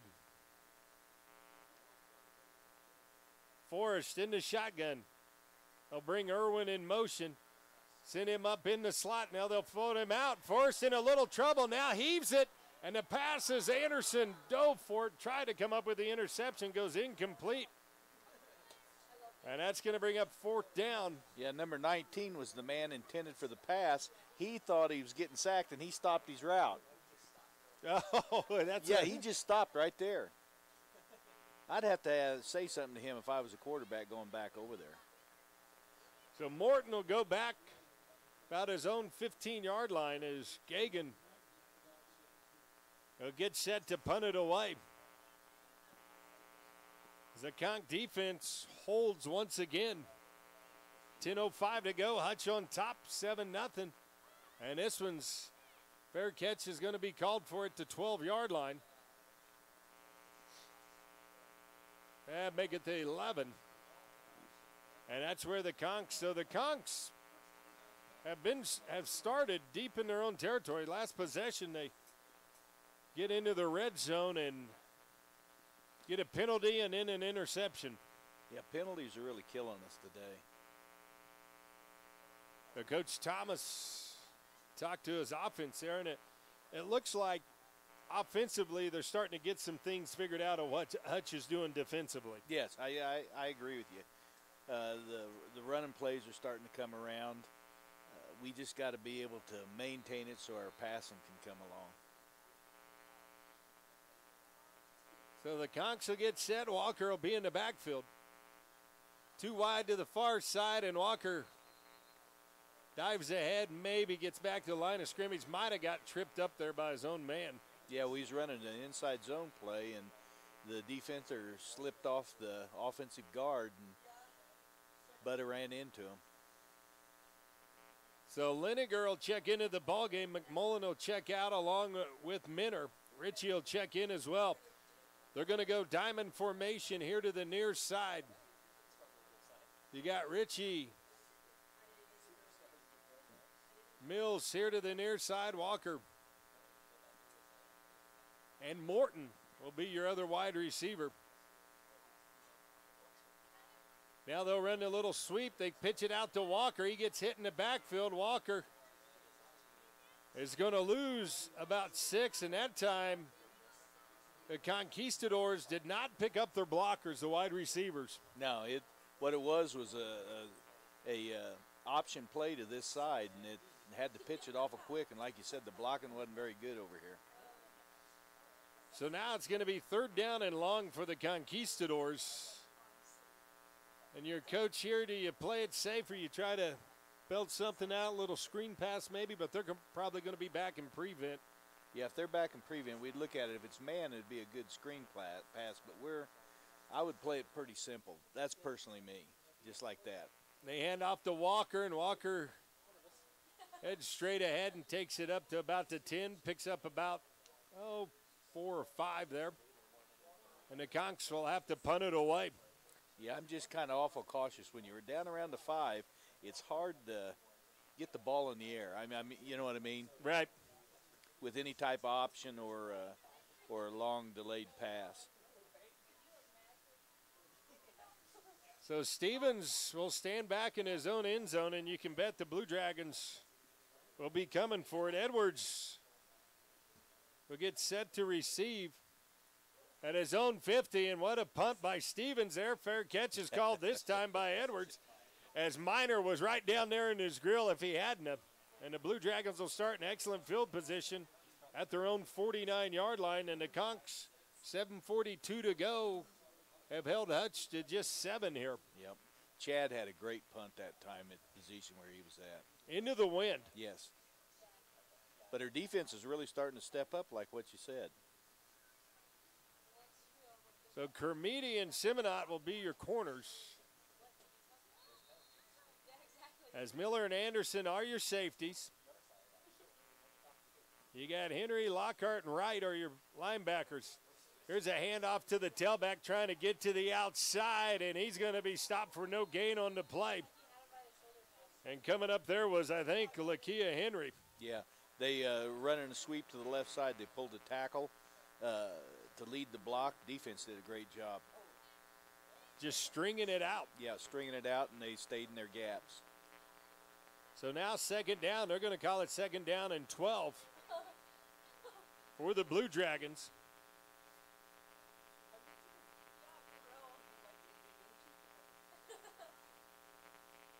Forrest will go from the shotgun. Be a tight formation. Irwin's going to go in motion. Kermiti will follow him. They give to the tailback. Henry coming up there, can't make the tackle, but they'll knock him out of bounds after a gain of about 7. And that's going to bring up third down. We'll call it 5. It's kind of interesting, you know. There for a while, they've been attacking our inside. Now they have. They must say that we have a deficiency somewhere, because now what they're doing is attacking the outside. So now we got third down, or it's 5th down and 12 on the scoreboard. Third down and 5. Put a man in motion. They'll roll Forrest out. They hit tailback, come in motion, and he'll take it up ahead to the night. Let's see, the 34. Once again, it's that little arrow route to the tailback that they must, in their game plan, they must have saw that the arrow route was going to be good for them. I don't want to say it, but this, you know, the Conk defense all season had done a nice job, just like they had so far in the game, and then right about this time they have a little letdown. In a long play. In a long play. So in the backfield is Otis Williams with Forrest. Put a man in motion. Now Forrest dropping back, throws it out in the flat. Catch is going to be made. And that ball took forever to get out there. Yes, it's Cremedi with the coverage. Pass is caught by Jawan Johnson. Yeah, it was what it was a two-man route out to Twins on the far side. One ran a fade and the other one ran a hitch to the stick. So now 1st and 10 for the Blue Dragons at the Conk 23-yard line. Forrest Jackson. Yeah, they started off with trips to the right with the H-back in one of the trips. They sent him in motion and then tried sweeping to the side. They was trying to get us outflanked. Those pick up a 3 there, 2nd down and 7 for the Blue Dragons. Jackson, it'll be Allen and Sims. Now Forrest comes in, going to keep it. And that time the Conks defended the option well there. Pick up a 2. 3rd down, we'll call it 5. Yeah, that was kind of interesting because they had trips to the right side, and then they tried running the option to the short side of the field. Yeah. So now 3rd down and 5, under 5 minutes to go. Hutch on top, 7-0. 2 wide receivers here to the near side. Now they'll bring a man in motion. That's Irwin. They toss him the ball. Irwin trying to get to the outside. Let's see. I think the Conks are going to stop him about a yard short. Oh, what a generous spot out there. No, that's not right. They came out in that trips formation again, ran motion, and had that little jet sweep coming across there to toss to. Now let's see. They're going to be, it's going to be 4th down. So they're going to be about a half a yard short. Maybe a yard. So 4th down here for the Blue Dragons. Forrest gets up to the line of scrimmage, and he tries to go ahead, and I don't know if he got it. And the ball taken out of there by Wright. Let's see. The way that guy spotted it from the left side, they're going to give it to him. I didn't like his spot on the previous play. Let's see. Yeah. Because he started coming in and then he swerved out. It's going to be close, so it wasn't quite as good as what I thought. As they'll bring the chains on. It's just going to be right at the nose of the football. Get the stretch there, kid.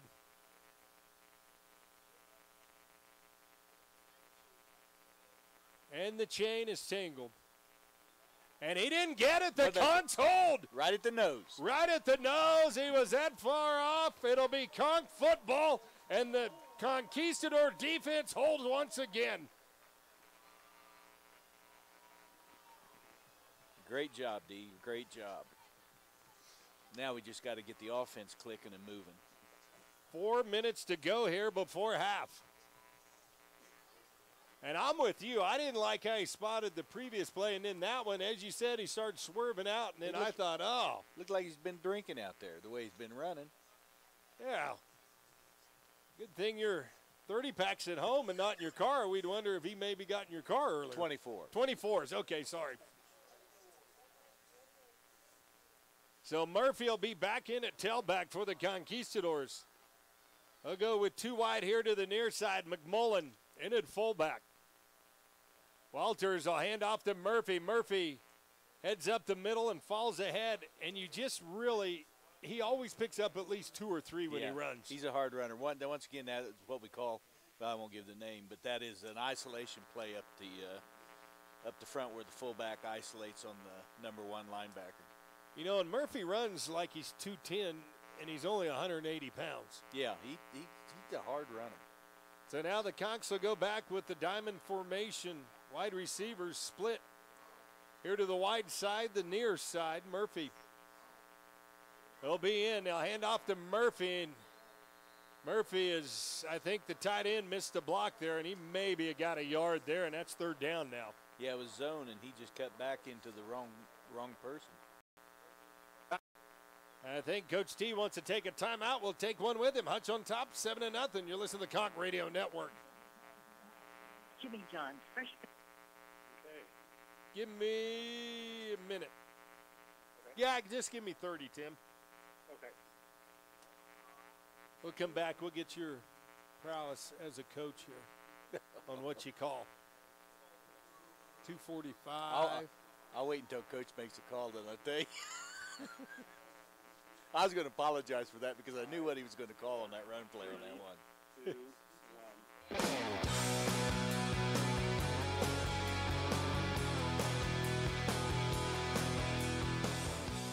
1. Welcome back, ladies and gentlemen, and you have a 3rd down and 6. Ball spotted at your own 17-yard line. You're trailing 7-0. 2:45 to go before half. What do you do? Well, you're going to sit there and you can take them out. You're going to call a play in the huddle right now. You're going to take them out. You're going to look at what the defense gives you in that situation. Then we can make a call. What I would try to do would get a little short pass to the sticks on an out. So there you go, Coach Van. But we'll see what he does. Morton, yeah. You got Morton and Hank split out wide right. Trips here to the near side. You got Haley, Ritchie, and Mills. And you got 3 on 3, so Thomas now sees what he likes. He'll make the play call, gives the thumbs up. Caden dropping back, looking out to the flat, throws it. And I think they wanted a penalty. His head got his hands on Morton there as he was slanting. So now it's 4th down with 2:45, and Thomas talking to the official there. How is that not an interference call? It was just plain as day because it almost turned him completely around. And it was a good run play. It was a little quick slant about 5 yards at the stick. So Edwards will stand back at his own 45. Stevens getting set to punt it. Good snap. And Stevens this time gets a low line drive. This is going to be returnable. Edwards grabs it, comes up. He gets slammed to the ground by Tyler Miner at the 44-yard line. And so the Blue Dragons will have 2:30 to go to try to extend their lead before that always entertaining, award-winning extravaganza known as the B&E Waste Systems Halftime Report. I do enjoy listening to it, though. So the Conk defense will have to rise to the occasion again. And don't forget, we'll go down at halftime and visit with Coach Thomas as licensed contractor, professional fence builder Cody Smith will have him at halftime. 1st and 10 for the Blue Dragons. Ball spotted to Conk 44. Forrest will put a man in motion. Now they'll run the option, double option, as they try to come back. And spinning was Edwards, and nowhere to go. And the Conk defense stayed home that time and come up with a big play. Yeah, like you said, they came with the option to the right side and had a little reverse going back to the left. And defender hit both of them. And let me tell you, it's 41 Sekou Diaby, who moved from fullback to D lineman. Took one of my guys away from Took one of your guys away from you. And what Coach Gibson says maybe this is going to be a permanent move next year. He is strong. He's a good athlete. He's a good kid. So 2nd down and 18 for the Blue Dragons. They'll go here to the tackles and going to pick up about 15. The defensive end, and Monks had him stopped for just a short gain there, but Emmons breaks away. So now 3rd down, we'll call it 4. Minute 49 to go. Forrest in the shotgun. They'll put a man in motion. That's Edwards. They hammed off to Emmons again, and this time he's going nowhere as a host of conks right there to stop him after a gain of about 2. Sekou Diaby right there as well on that play. Yes, he playing tough. They just came with motion, tried to get a little misdirection and hand back off to the left side, and the wall of the defenders was right there that time.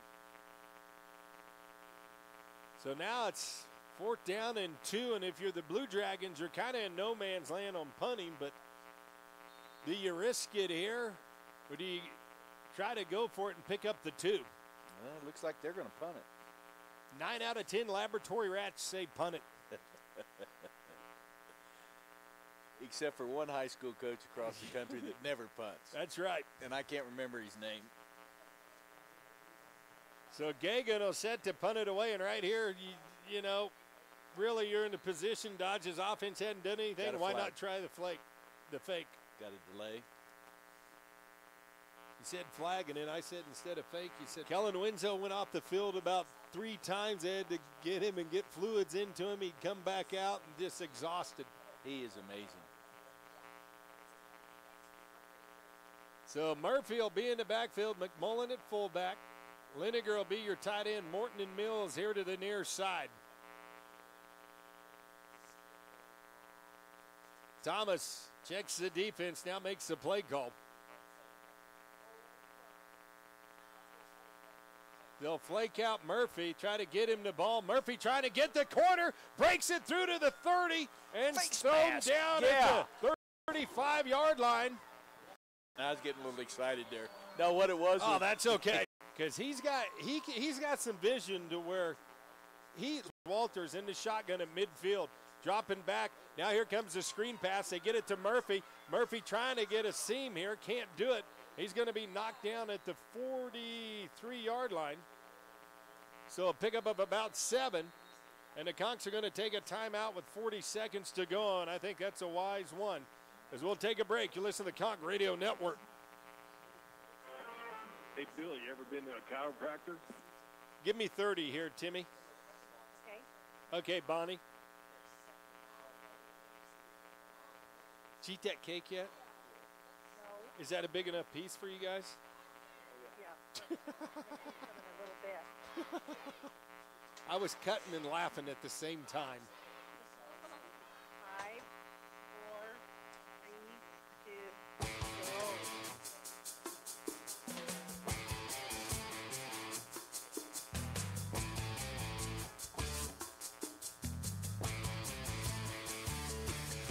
Welcome back, ladies and gentlemen. 40.4 seconds to go. Dragons lead at 7-0. Dame Post, Van Kitten here with you. Right here, you pick up the first down. That's going to give you basically a 15-second timeout to get the clock set. So what do you call here, Van? I'd go long. I'd go long, too.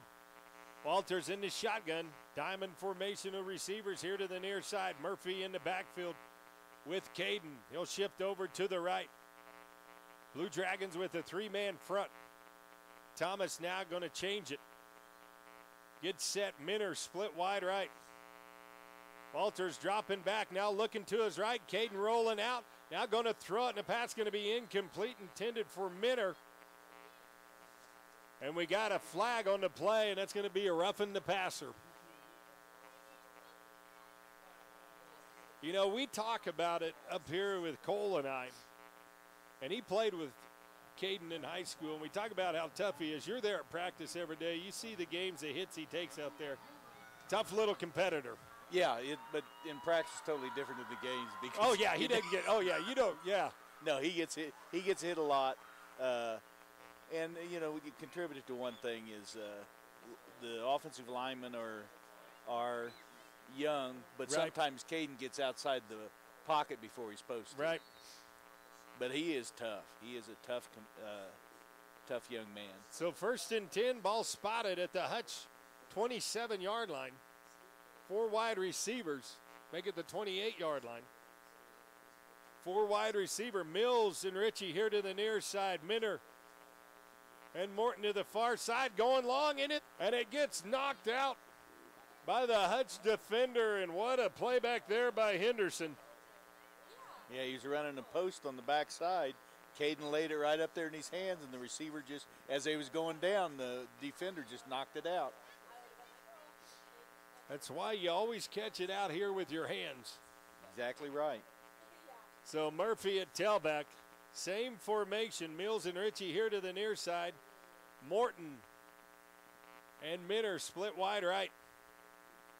Caden in the shotgun. Here comes the blitz. This time Walters looking for it, going for it. Mills in the end zone. We got an interference call. It should be defender. Even though he had his hand out, he was grabbing hold of it.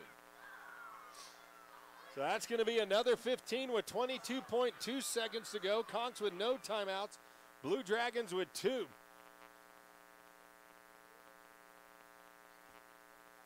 too bad that's not the NFL. We'd have it on the 2. Oh, yeah. But then when your team in the NFL gets it, you're going, I wish this was college, and it was just 15. Yeah, that's right. So automatic first down. So now we're out of timeouts, too. We're out of timeouts. So, and with 22 seconds to go, if you're going to run it, you got to make sure everybody gets back. And we need to have our field goal team ready, too. Because Caden can still spike it. So 1st and 10 from the 13. Walters in the shotgun. Dubs split wide. 4 wide receiver, balance set. Mills and Ritchie far side. Caden dropping back. Here comes the blitz. As the intended receiver was Mills, and that time, as we got a taunting call against Henderson down there as Mills, there looked like pass interference, and Henderson was taunting him after the play. Yeah, it looked like he was trying to push him out of bounds because he tried to rip back inside to get into the ball, and he couldn't get it. Then we had some taunting going on there. So that took 5 seconds off the clock. Unsportsmanlike conduct.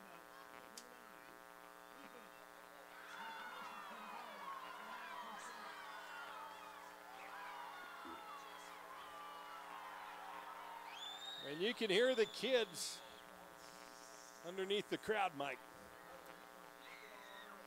So McMullen back into the ball game. They're going to switch Morton and Mills over here to the near side. Minner will be split out wide right. McMullen lined up basically as a tight end right now. Walters goes on a hard count, now backs off. 8 on the play clock. Thomas sends it in, down to 5. Caden gets set, down to 2. 1, here we go. They throw it out in the flat, tried to get it to Morton. And they were looking for it. Pass is incomplete. That took 3 seconds. Yeah, they sent Mike in, and what they sent him in for that time, they were going a little bit more max protection. Right. So they'll keep McMullen in. And with 14.7, you almost got to throw it every play here with no timeouts left. I agree with you. And they're looking for a little ISO. And here Jacobs lined up with Mills here to the near side. Walters dropping back, looking for the slant. Now they're going to go in and out, and Mills went in as Walters hits the ground right as he releases it. Devontae Wyatt in there. And now it's 3rd down and 7 with 10.4. You had a little V, what I call a V. So now it's 3rd down and 7. 3rd down and goal from the 7. They'll slide McMullen across. Caden dropping back, max protection all day to throw it. Still looking, throws it, and the pass is going to be incomplete. As Walters hits the ground there, now you go for three or you go for three. Yeah. As his name Murphy. So now Guillory about a 24-yard field goal. 7-0 with 3.9 as Guillory getting set here. Good snap. Hold down, kick is going to be blocked. It's going to be picked up by Edwards, a return man. Edwards out there with Walters is the only person to get him, and he's not going to get him, and it's going to be a touchdown for the Blue Dragons with no time remaining, and that's going to make it 10-0. And I can virtually say that I have not seen anything this year, or I've seen it all this year. Yeah. If you remember right, it happened against us against Butler not too long ago. Got 2 penalty flags down there. They got to be personal fouls. Got 3 down. And the Blue Dragons now lead it 13-0, pending the extra point.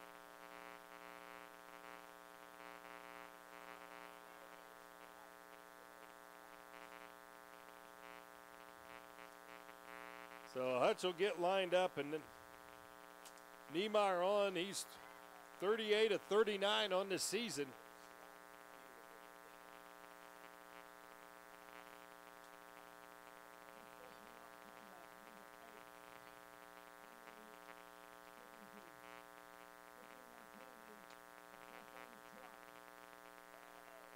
Was on them, huh? Yep. So now, this makes it, which Niemeyer just 8 of 13 when field goal tries. Longest was 37. This in here is going to be a 34-yarder with no timeout on the clock. No time left on the clock. Conks coming in, and they're going to get the block. And so the Conks will have some momentum going into halftime, and it's now 13-0. Hutchinson on top as Monroe, I think, had his hand on it. I didn't see who got the block. As we'll go down to Cody Smith here, and we'll get it as we got an injured Hutch player, as Cody's going to go down to Coach Thomas here as they get him wrapped up. Cody catches him right away. Halftime brought to you by B&E Waste Systems. As Coach Thomas, you had your opportunities offensively there in the first half, but defensively, you got to be pretty pleased so far. Yeah, they're doing their job. We're I don't know. We just can't make a freaking play, man. I don't know.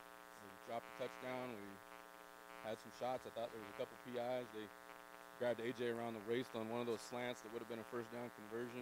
Another PI down here. You know what they're running defensively.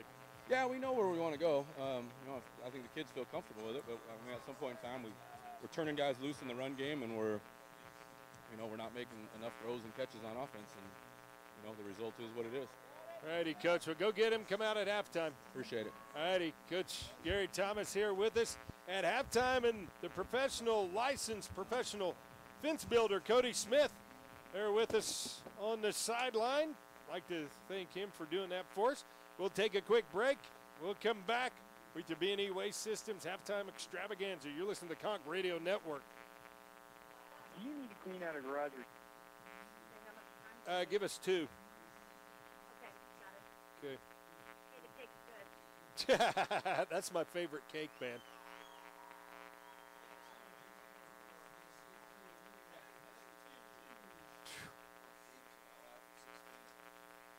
I know. And what was there? Probably 3 legitimate drops. 1 for a touchdown. Did you give me 2 minutes here, Boney? Did. Okay.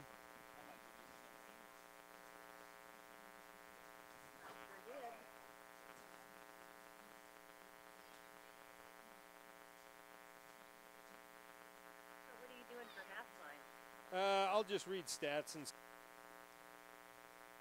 Really? Back in the cake.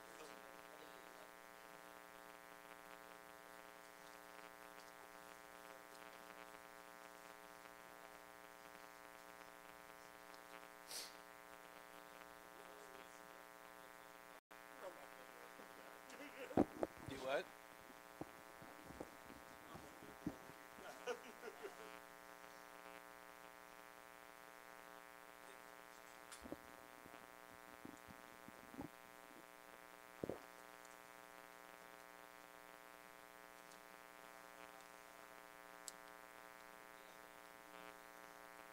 It's crazy. I mean, we called how bad that was when we played Highland having that many yards.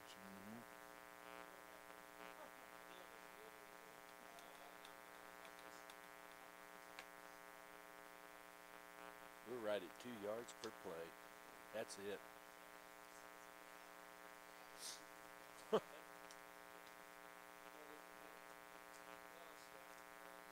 they're only 3.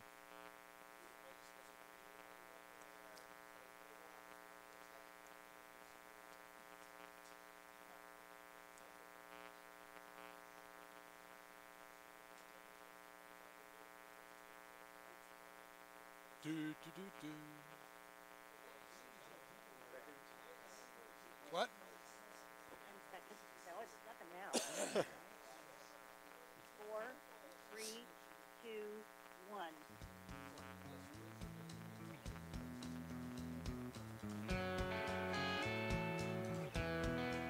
Welcome back, ladies and gentlemen. Hutch on top of the Conks, 13-0. We're at halftime. It's the B&E Waste System halftime extravaganza. Let's take a look at some individual numbers. First up for the Hutchinson Blue Dragons, you got Waller with 2 carries in the ball games, averaging 17.5 yards per carry. Emmons, Desmond Jackson, 3 carries for 13 yards. And Jalen Irwin, 1 carry for 5 yards. Eric Forrest in the ball game, 10 of 14 with 1 interception, 63 yards. Longest pass play was 12 yards. He's been sacked 1 time. Receiving, you got Jalen Irwin, 2 catches for 14 yards. Deshaun Waller, 2 catches for 12 yards. B.J. Emmons with 2 catches for 6 yards. And Marquise Whitmore, 1 catch for 12 yards. Punt returns, Marcus Edwards, 3 returns for 31 yards. Longest was 23. Tackles for the Blue Dragons, Jeff Mario Brown with 4 tackles in a ball game, 1 tackle for a loss and a half a sack. Story Jackson with 4 tackles in the ball game. Jeremiah Hyde with 3 tackles in the game. And Drew Harvey with 3 tackles in the ball game. We'll take a quick break. When we come back, we'll look at the Conquistador stats. You're listening to the Conch Radio Network. Jimmy John, Dude, fresh baked, fresh chopped. Just do that. Just turn your deal down.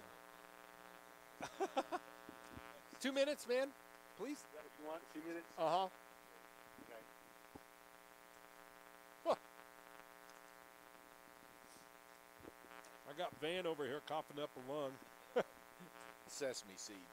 Oh. I'm trying to get all the coconut out of my teeth. Coconut and butter. And cream cheese frosting.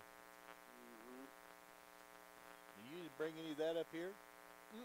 I got a half a cake over at the house. They got a 4th of it.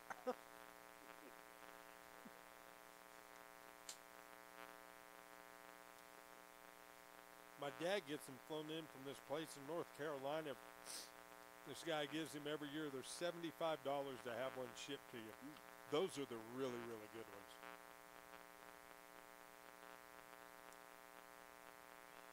There's a good one, Chad.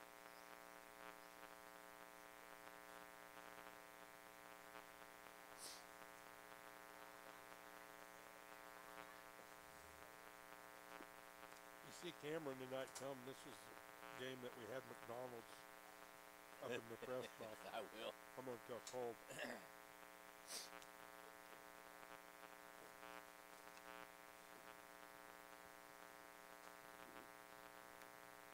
Did Northwest have a game today? Or was their season done? Northwest.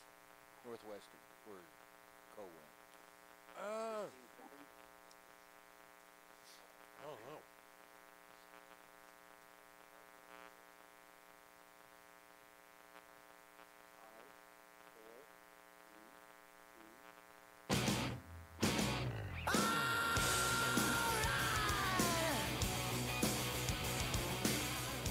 Welcome back. Your score 13-0. Hutch on top of the Conquistadors. This is the B&E Waste Systems halftime report. Take a look at the Conks individual numbers. A.J. Walker, 6 carries for 22 yards, averaging 2.7 yards per carry. Tyler Miner, 4 carries for 14 yards. He's averaged 3.5. Rodney Murphy, 4 carries for 8 yards, just 2 yards. And Caden Walters, the 1 carry, got sacked, -12 for him. Caden just 5 of 16 in the ball game with an interception for 41 yards. He's been sacked once. Longest pass play has been 16 yards. Receiving-wise, Rodney Murphy, 2 catches for 22 yards. Braxton Haley, 1 catch for 12 yards. Eugene Minner with 1 catch for 8 yards. And Jerry Hanks, 1 catch for a minus yardage. Punting, Chad Stevens, 6 punts for a 36.5-yard average. Longest one was 44 yards. Kick returns, Mike McMullen, 1 return for 5 yards. And Rodney Murphy, 1 return for 5 yards. And when you look, it's got the longest of 2 yards or 5 yards. McMullen can tell McMurphy, you tell coach, I need to be back there. I'm the same as Murphy is right now. Tackles-wise, Kermiti with 7 tackles in the ball game, 1.5 tackles for a loss. Dakota Anderson with 5 tackles in the ball game. Malik Wilson, which is actually Darius Miller, with 4 tackles, 1 sack, and 1 tackle for a loss. And Miller also with an interception in the first half. And Nazir Wright with 4 total tackles and a half a tackle for a loss. Your score here at halftime is 13-0. Hutch on top. We'll take a couple of minute break and come back and get you updated on college football. You're listening to the Conk Radio Network. At Dodge City Dental Care, we specialize in... Okay, Kind of come in rather fast there. I did. You're interrupting me while I'm eating my cake. I was fast. Yeah. Yeah. Well, I put the cake up so we're done eating it for now. Oh, you guys haven't made it all? No. Oh, I'd have had that done like instantly.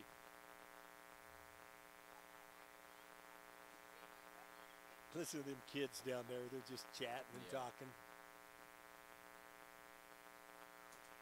That's the first McDonald's hamburger I've had in a while. I had a fillet of fish when we come home from Coffeyville. Was it any good? Yeah, I like those, man. Hey, at Garden City, I ate McDonald's. I walked in. Stupid me because I came back from a funeral. I had mine. Yeah.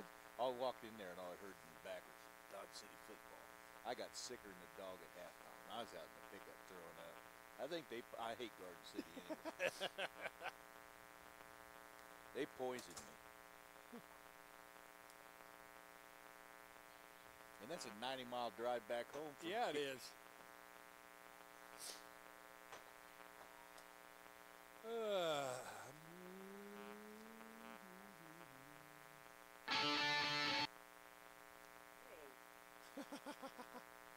I'm just seeing which button I want to come back in. There we go.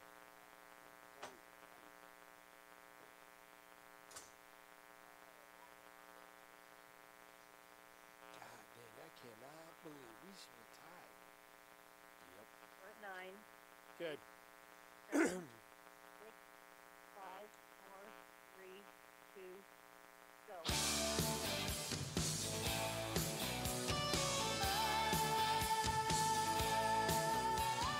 Welcome back, ladies and gentlemen. It's the B&E Waste Systems halftime report. It's the updated Oklahoma State and Iowa State tied at 42. Texas Tech over Baylor, 38-24. 46 seconds to go in that one. 4:20 left in the Oklahoma State game, and the Cowpokes with the football. West Virginia and Kansas State just getting underway. No score in that game. And Kansas and Texas a little bit later on tonight. Now we go to top 25 action. Clemson, Florida State, just underway. Iowa and Wisconsin, just underway. As we drop down, get your games completed. Ohio State rebounds. They win it 48-3 over Michigan State. Penn State over Rutgers 35-6. Georgia Tech over Virginia Tech 28-22. Central Florida over UConn 49-24. NC State over Boston College 17-14. And LSU moves to 6-3. They are up. They win 33-10. And on Friday night, Stanford knocks off Washington 30-22. And we'll go over to the Jayhawk Conference. I don't know quite what's going on with this website, but maybe we having some computer issues with the Jayhawk Conference games going on. Round your score here. Hutch on top, 13-0, and it looks like we maybe have just froze up as KJC waiting for website to refresh. Not going to do it. So we'll take a quick break. When we come back, we'll have your second half action for you. You're listening to the Conch Radio Network. Jimmy John, fresh baked, fresh chopped, fresh made. Minute and a half. Okay. What the hell was up with that website? I was like,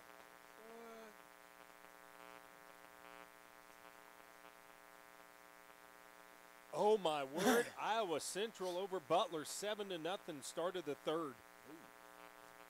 Iowa Central? Iowa Central. Over. Iowa Central. 7-0 over Butler. It started the third.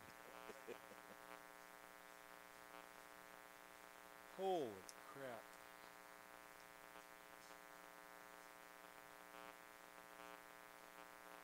Hutch gets the ball to start the second half. We're surely going to want to go with the wind, or you take the wind, or you go against it.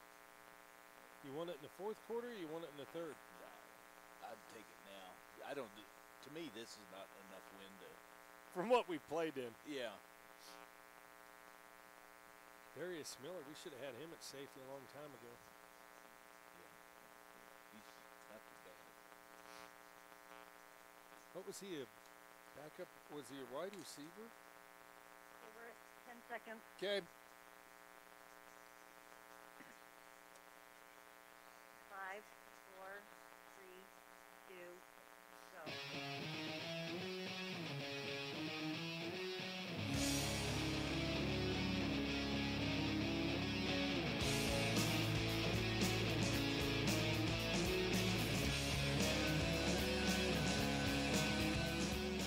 Welcome back. Your second half kickoff is going to be brought to you by Jason Putnam Shelter Insurance. Putnam Insurance, located at 2400 First Avenue. Go by and see them today. They're taking care of auto, home, life, renters, business, ATV, boat, motorcycle, RV, and farm. Basically, all the toys that my wife won't let me have, they'll insure. So we're set to go. Conks will kick it off.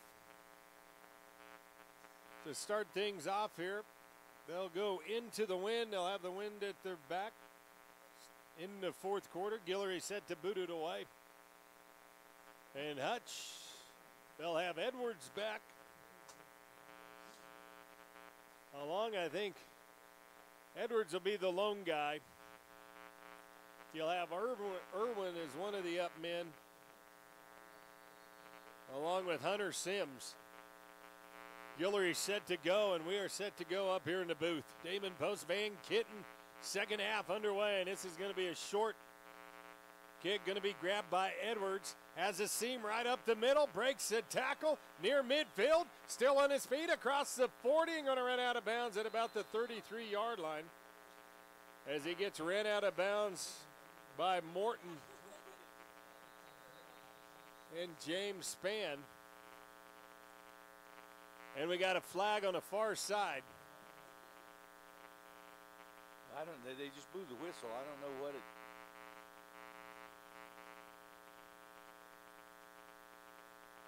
Let's see who it's against.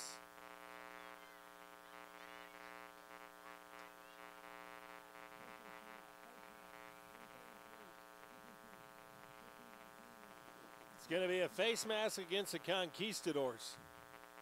That was even away from the play. That was that wasn't even near the play.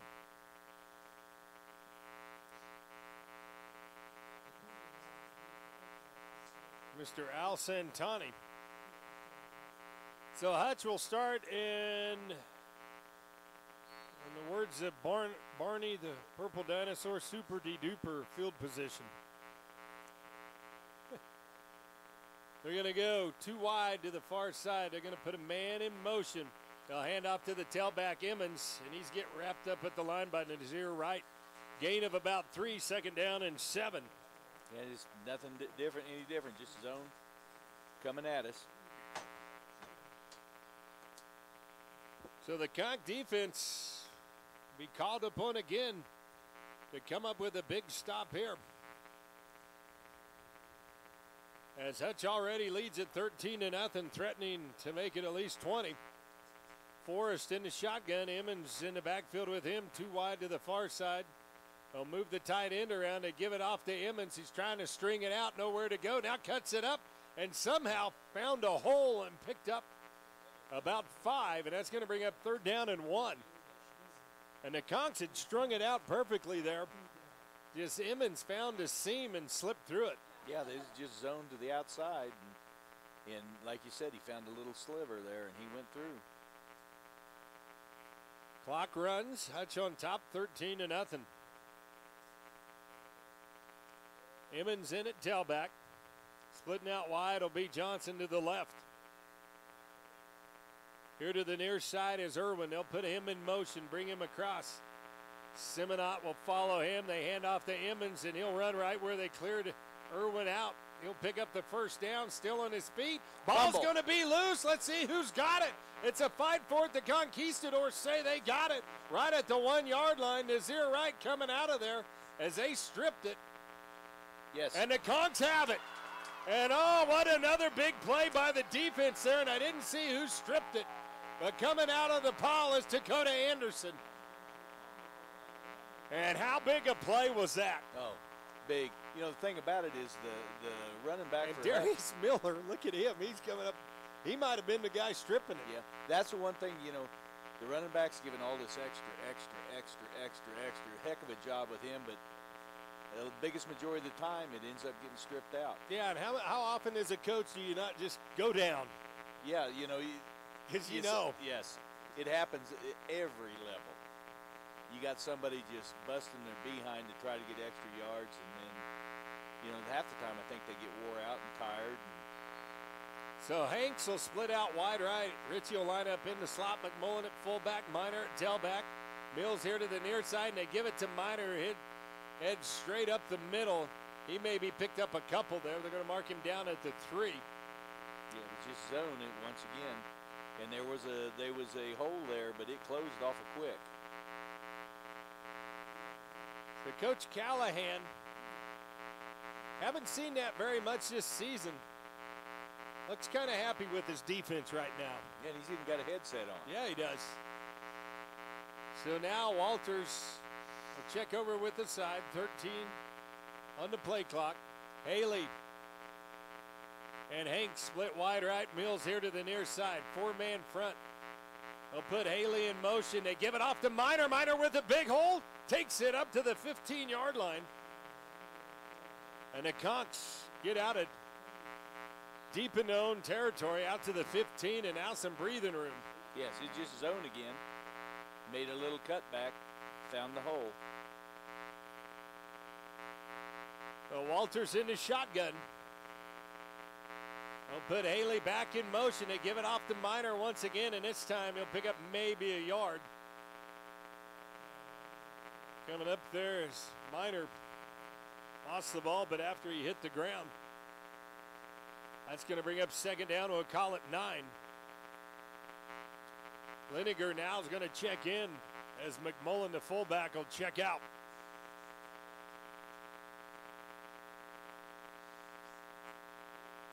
So Walters drops back in the shotgun. Thomas checks the play clock. Makes the call. Here we go. They're going to roll Walters out. Going to pitch it out to Miner. And Miner hit the turf. Let's see what they say. As he had hit the ground, the ball came out. Hutch came up with it.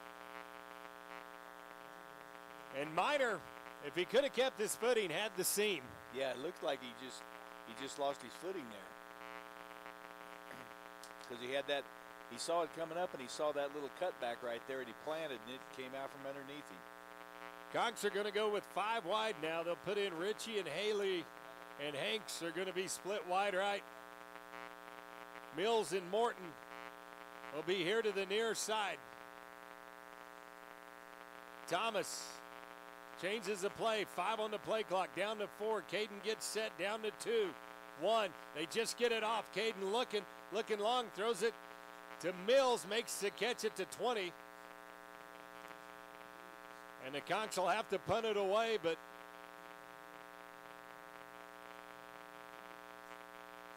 what happened there, or what you did there, was you just got positive yard and hoped Caleb could make a play. Yes, it was a good little hitch route.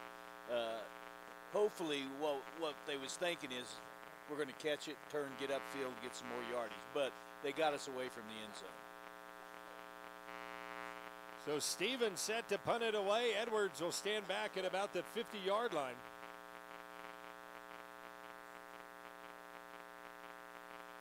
No rush.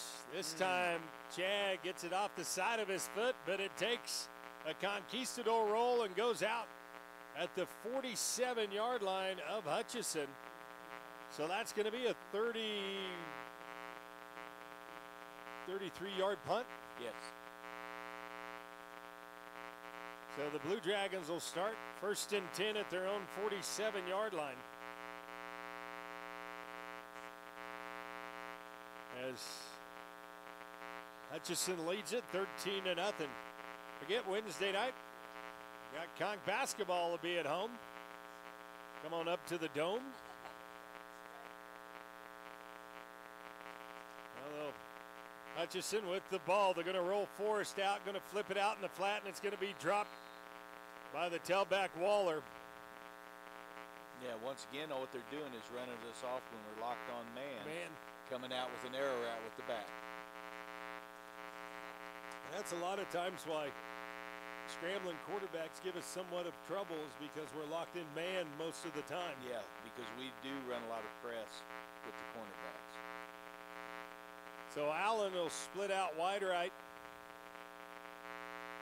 Irwin here to the near side. Forrest in the shotgun. Going to hand off to the tailback, trying to get to the outside, but Lakia Henry right there to shut it down. And that time Henry shucked off his blocker and made a play on the outside, and it's going to be 3rd and 10, and here comes, is it dime package or nickel? Probably dime. Rajon Crenshaw into the ball game for the Conquistadors, along with Carlos Awful. What? A fall? Awful's what it looks like. So now Hutchinson trips here to the near side. They're going to roll Forrest out. Looking downfield, nowhere to go, and he's going to get sacked. Safety blitz by Darius Miller. Great job. Great pressure. And that's something you don't see a lot of times, is Callahan really, he doesn't like to blitz too much, does he? No, but the thing that he's got good going for him is once we run press man, then we got a chance to blitz. So Hutch will have to punt it away. Gagan on.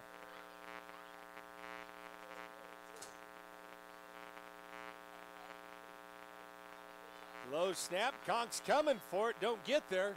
Going to be a low line drive kick. Morton thought about it, but wisely lets it go. And it probably cost 10 yards, maybe. But it was safe. It was safe.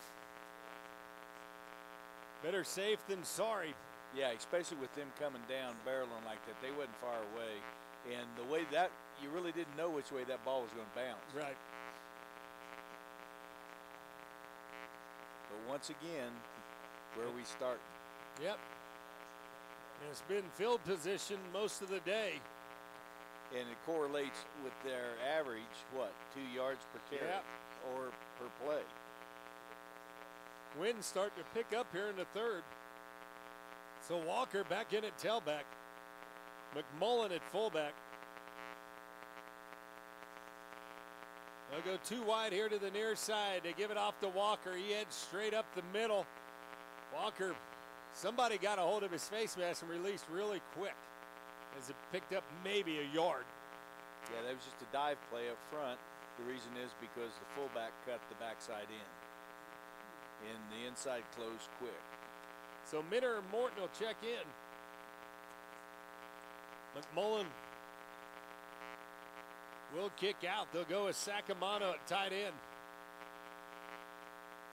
Walker at tailback. 14 on the play clock. Trips split wide right. 8 on the play clock. Thomas sends it in. Hand off, give it to Walker. Walker breaks 1 tackle, falls ahead and picks up about 4. And that's going to make 3rd down, and we'll call it 4. Yeah, and he did all that on his own. Yeah, it was right side zone play, and we didn't get that outside guy blocked, which made him cut back in a little farther. 13-0, Blue Dragons on top. They marched down on their first possession for a touchdown, and then right before half blocked a field goal attempt and ran it back for a touchdown. Trips split wide right.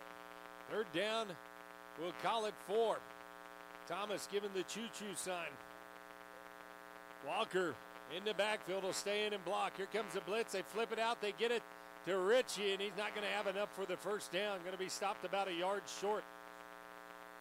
The Conks will have to punt it. And right there, I'm sure Ritchie's taught to go to the 1st down and cut, not a yard short. Yeah. So that brings up a 4th down. And the punting unit will come on once again.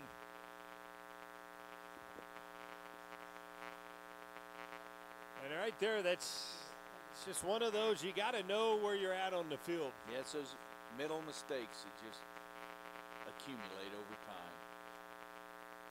Stevens on the punt it away. Good snap. This one, low line drive, pushes Edwards back, makes the catch, and he's going to get hit right away. And coming up there, Austin Watkins, or not Austin, Anthony Watkins, to make the tackle. I think that's 24. Nope, my mistake. That is 34. That is Dion Andrews. So Hutch will have it 1st and 10 at their own 43-yard line. They lead at 13-0. 6:23 to go here in the 3rd. Last 2 punts for Chad has been low line drives. So now Forrest will go up under center. He'll put Irwin in motion. That'll bring Crenshaw across. They give it to the tailback. Breaks a couple of tackles, takes it up ahead, and picks up about 8 yards. And that time the Hutch offensive line just got a big push. Yeah, they ran power to the left side. Fullback kicked out the end. They blocked down, and backside guard went through. Follow the big guy. So 2nd down and 2 now. There's Sekou Diaby. Now left defensive end.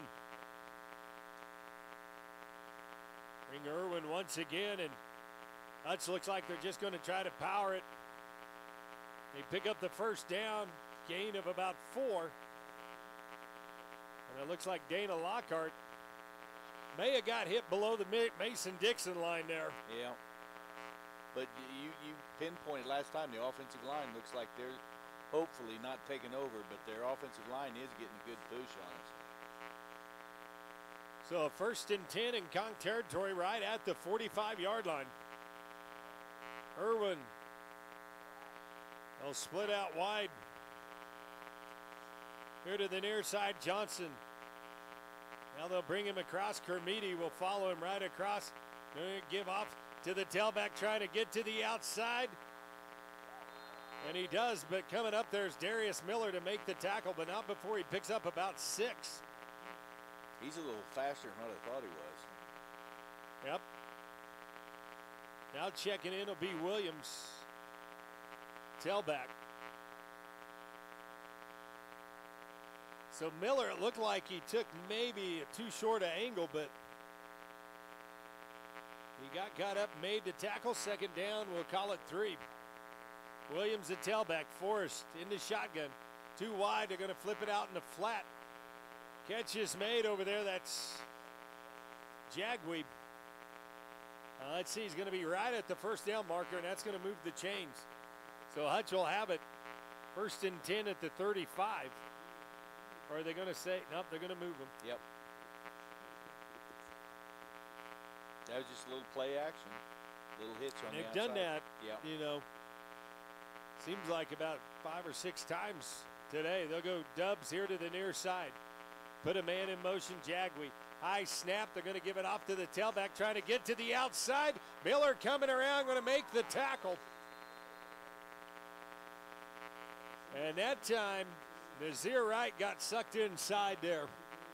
Yeah, he was reading, and line is zoning to the left, and they pop back to the right side.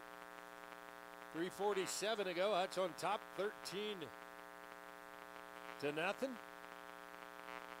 They're threatening again here. They got the ball at the 26-yard line with a 2nd down and 1. Trip split wide left. Put a man in motion. They give it to the tailback, trying to get him broke through, and he gets banged around and slammed down, but not before he picks up a 1st down at the 20. Yeah, that misdirection coming back across with the motion and handing back off across from it, and they had us hooked on the run side. And do you make the adjustment defensively not to have the guy follow, and then they think you're in zone? Well, yeah. And then they do something totally different. Yeah. 1st and 10 for the Blue Dragons. Ball spotted at the 20-yard line. Put Allen in motion. They hand off to the tailback. Has a big hole up the middle. And it's now 20-0. That is Otis Williams for his 3rd touchdown of the season. And we'd gotten by all day with that. Without the big play. Without the big play there, the big run play. But me and you could have went through that hole. Yeah. I hate to say it. Together. Their offensive line that just collapsed us. Which means probably somebody was out of their gap. And that's been the problem defensively all season. Yes. Extra point is up and good. That's another bad thing about running a lot of man. If somebody gets outside of zone or you're outside of your gap on the D line. Yeah. So the Conks trail 20-0, 2:57 to go in the 3rd. We'll take a break. You'll listen to the Conk Radio Network. It's the place where one place offline. Give me just 30. Van got chatty, so we got out of there late. That hurt. Yeah, that's bold. I mean, we haven't done anything offensively all day. I mean, somehow we make a big play, but Hutch is going to start running it. Yep. And they were doing it good.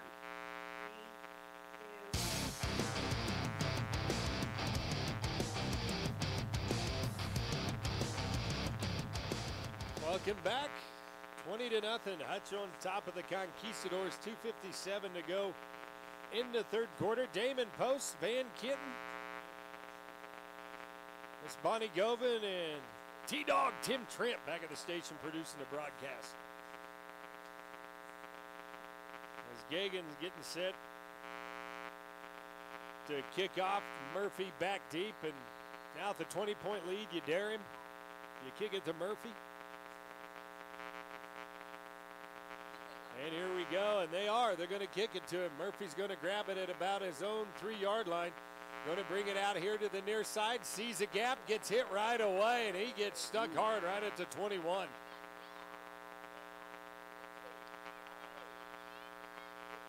That's a pretty good hit. That's a real good hit. Rodney up, clapping his hands. The official saying, going back there. Go home. If he said, go home, get to your side. So the Conk offense needs to get untracked here. Yeah. This This right now, if they got any chance of getting back into the ball game, they got to score here. Yeah, especially with Hutch's offensive line is starting to dominate. I hate to say it, but they've been, this last series they was in was very impressive.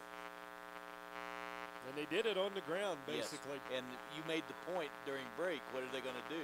Right. They're going to just ground and pound now. Yes. Trip split wide right. Murphy in the backfield. Mills here to the near side. Three-man rush. As they're going to throw it up from Mills, trying to hit him over here about the 40, and the pass too high. And once again, they had double coverage on him. So the clock stopped. 2:44 to go. I think there's only been one time when he dropped the touchdown pass, wasn't that, or back there, right, where he was only single coverage. The rest of the time they had double coverage on him. So they'll stay with the 4 wide receivers. Three-man rush by the Blue Dragons. Caden, nice pass to Haley at about the 35-yard line. And that time, Caden just found the soft spot in the zone, laid it right in there. Yes, great combination, great combination. As Haley trying to get the crowd pumped up. Conks will have it 1st and 10 at the 35. Had plenty of time to throw.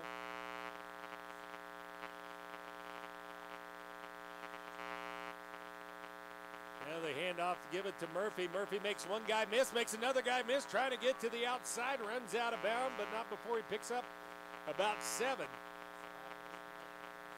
Yeah, it's just straight handoff, and he finds ways to find a hole. Then he likes the conversation afterwards. He's big conversationalist. Yeah, he's very personable. Yeah. Clock runs 2:13. 2nd down and short for the Conks. Hand off to Murphy again. This time he gets hit right at the line of scrimmage. No gain on the play. Maybe a half a yard, and it looks like we got a injured conquistador down on the ground. That's number 66, Jared Sylvester. Should have been a flag. Your WWF again right there was a slam down. I can't believe they didn't call it. And I can't believe Landgren not more fired up. Sylvester now will check out of the ball game. Thomas trying to talk to him, and let's see if maybe, I thought they was going to call a timeout. But he had him blocked, and then all of a sudden he let off, and the other guy just slammed him. So now 3rd down and 3 for the Conquistadors, as Minner will check out of the ball game. Play clock down to 10. Thomas makes the call. Conks need this one. Murphy will shift over to the left, down to 2. They drop back. Walters looking, finds a soft spot, hits Haley. Haley with it into the Blue Dragon territory at their 44-yard line. And basically the Blue Dragons are dropped back into like a prevent zone right now, just rushing 3. Yeah, and plus it's giving us time to get the ball off. And once they find that hole, all what you got to do is stay. You know, the philosophy. Right. McMullen back into the ball game to give off to Murphy, and Murphy goes and gets knocked down at about the 42, pick up a 2. You know, in the pass pattern, the philosophy when you're going against man, you run. Right. Going against zone, you find the hole. You find the hole and stop and camp. Yes. Lineker will check out. Haley will check in.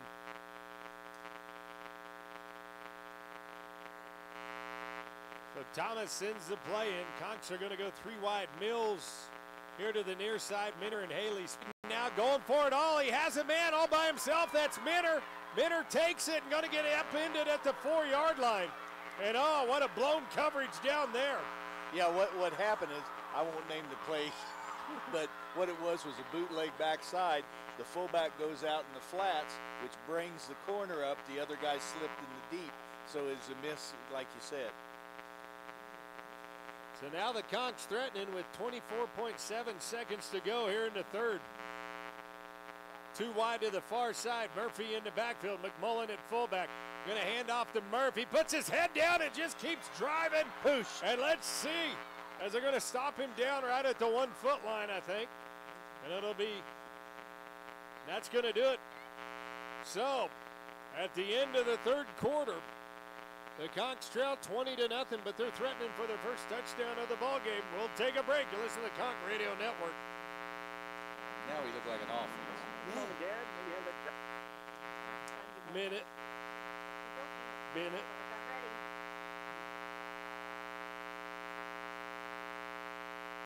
Oh, do you guys put stops in there? Oh, that's ridiculous. I don't pay attention. I have ADD. Sounds like you're getting a little geeked up on sugar there, too.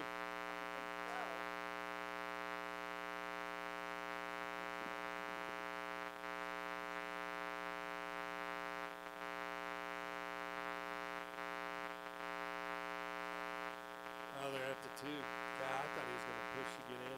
Yeah. It's a pin. Good.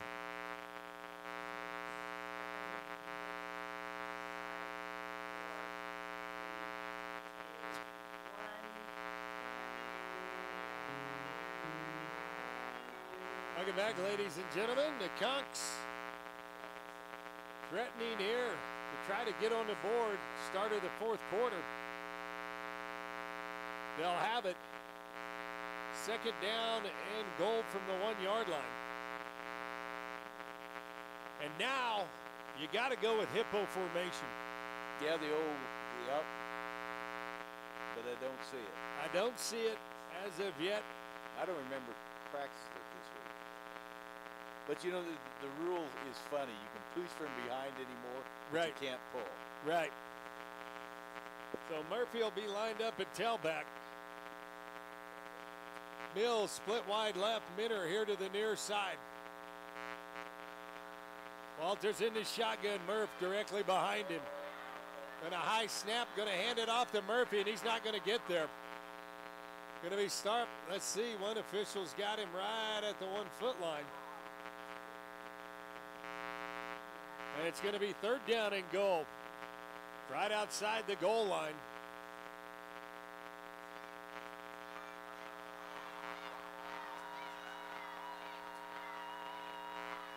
Let's see, they got it just right on the goal line, Van. I know, the tip's even across. And you'd think, is this right here where you put Caden right up under center and just... Very possible. Caden, nope, he's going to back him off. Third down and 1. They hand off to Murphy. Murphy gets hit in the backfield, still trying to get in, and he's going to be stopped short. As coming in there for a Hutch was Talon Humphrey from that left side. And it looked like Murphy maybe lost a yard. Yeah, they send everybody. And now fourth down, you got to go for it here because you got to get back in this ball game. So you got Mills. You got split out wide left. Minner here to the near side. 13 on the play clock. Murphy in at tailback. McMullen at fullback. He'll line up on the right side. Let's see if they'll run right at him. They'll slide McMullen across the line. Caden's going to bootleg it, try to, and he's going to be stopped back at the 9 yard line. And the Conks denied once again. Well, they just, Hutch acted like they was ready for that one. Yeah.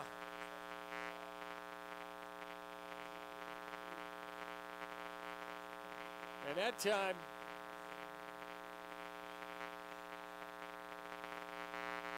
you had that you had that wide side over there. You don't pitch it to Murph and maybe just try to let him do something on his own. Yes. So now the Conk defense, which I imagine is going to get called upon to stop the run here with 13:27 to go in the fourth.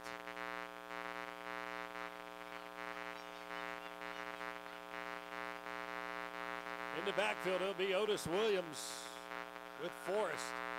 High snap. They give off to Williams, and Williams gets to the outside, breaks one tackle. And the Conks trying to strip it, but not before he picks up the first down. He's going to be tackled right at the 20. So a 1st and 10. Once again, their O-line is just dominating right now. And the Conk defense, which has been on the field most of the ball game, probably getting a little tired. They've been out there quite a while. Time of possession, well, pretty much almost even, just 2 minutes separates them. Now Forrest to go up under center, give the tailback. He squirts through and picks up about 3 or 4. Give him 4. One official over here has got him at 3. Yeah. Just a power play up front, and you was right, Damon. Know what they're going to do is their offensive line is just getting push. So now it's going to be 2nd down. We'll call it 7, so they're going to give him a gain of 3. And Hutch taking their time. We got a flag on the play.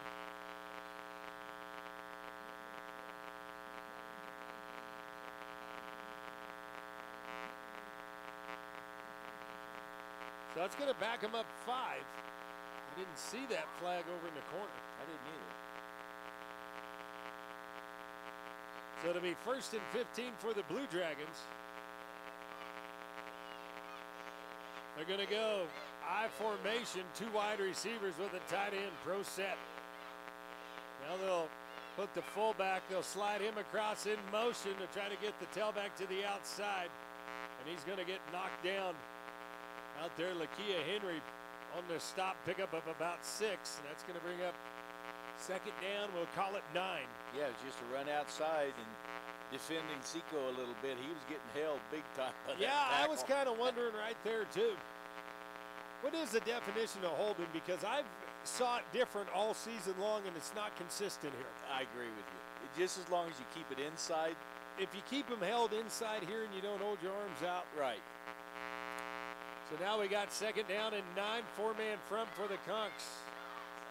They'll split out, play action pass. Forrest looking. Oh, and the Conks going to get called for a face mask, and that was terror. That was not good as the quarterback's still down, and that was an accidental face mask, but it's still 15 yards. Yes, 67's hobbling. I didn't see who it was. Might have been your guy. I think it was. What I saw was an arm fly out there. But, you know, he's only been at that position for like 2 days. Right, that's what I heard. Yeah. Seiko Diaby. Yes. Yep, they got him. Heard that from Coach Van. From Hillside, New Jersey, 6'2", 265.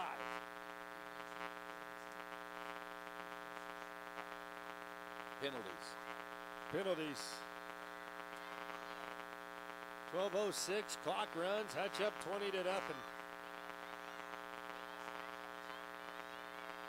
1st and 10. Lots of shift around. I formation, pro set for the Blue Dragons. They'll slide the fullback in motion.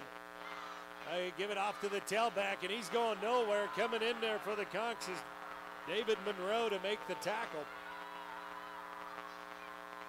It's going to be a loss of about 3, and that's going to bring up 2nd down and 13. Just a zone run to the left side again. So Simmons will come in. Seiko will check out. So Coach Gibson, is he the one that sends in the defensive front, or is that a Callahan call? But no, it's Coach Gibson. Coach Gibson. Now they'll overshift. They're going to throw it out in the flat. They got their blockers. Catch is made by the fullback, and he's going to pick up about 3. Going to be about a half a yard short. Once again, the line fake zone left. They boot a little bit, throw it to the backside in the flats. Name of the coaches: Pat Callahan, defensive coordinator; Matt Finnan, running backs coach; Kurt Langren, offensive line; Mike Starkey, linebackers coach; Tyler Hennis, wide receivers. As we just mentioned, Anathan Gibson, the D-line, and Van Kenton, special assistant. Special radio assistant today.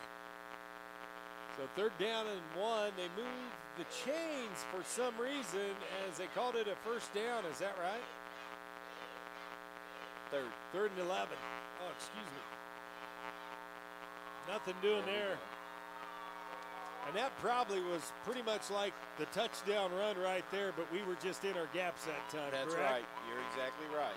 One person, that's a bad, man's great if you got, when you got the people.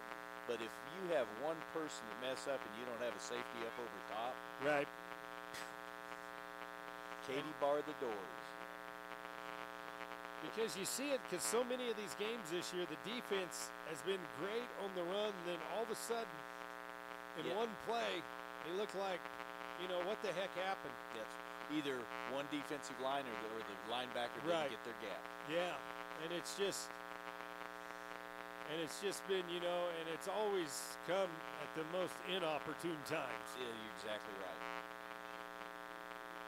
So now it's 9:42 to go. The Conch offense, which has been shut out so far, they had it down, second down and goal from the 1-inch line, it looked like, and couldn't punch it in. And now we'll see if they can make another stand here as they get down there, try to get a score. So you're going to have Morton, Hanks, Haley out. Minor will be your tailback. Mills and Haley's going to split out wide left. Four-man front now for the Blue Dragons. Play action to Minor. Caden looking back, throwing, going for a long, has Hanks at about the 30 and just overshot him. And Jerry got open. Yep. On a deep post, had plenty of time to throw it too. And Caden just about a half a step off. So McMullen and Liniger will check back into the ball game. Morton's going to check out along with Haley for the Conquistadors. And right now, when you're down 20-0, you got to score quick, but that defense, you'd like to give him some kind of a rest. Yes. Mills and Hanks split wide. Minor in the backfield. Walters drops straight back. Now Caden picks it up, throws it to Mills, makes the catch at about the 35 for a short gain. It's going to be 3rd down and 8, it looks like. Yep. I'm going to reflect back a little bit, Damon. Okay. If we look at it this way, we've been in the red zone twice. Right. And how long? The 1-yard line, the foot-yard line. Right. And 7 of their points come from us in the red zone. So, you know what I'm saying. Right. Be right there. It's just how it's been all season. That's right. All season long. Now we'll go with 5 wide receivers. Walters in the shotgun, 3-man front. Now they're going to throw it. Pass is going to be incomplete. We're going to have a holding call as Caden got hit. I think Sylvester got beat off, or Kalik Washington got beat off of.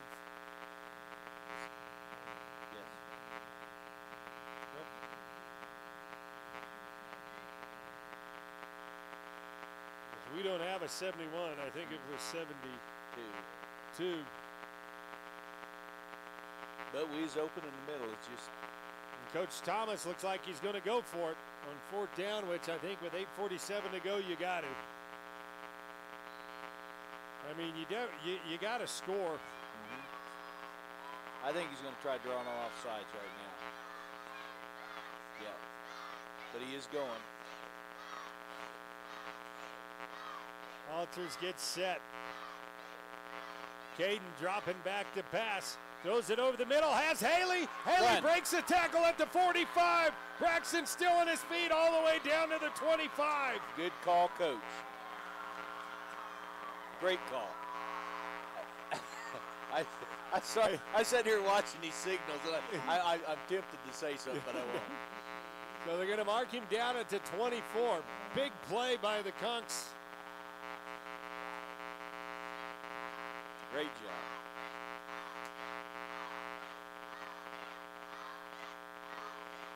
So another 1st and 10 for the Conquistadors.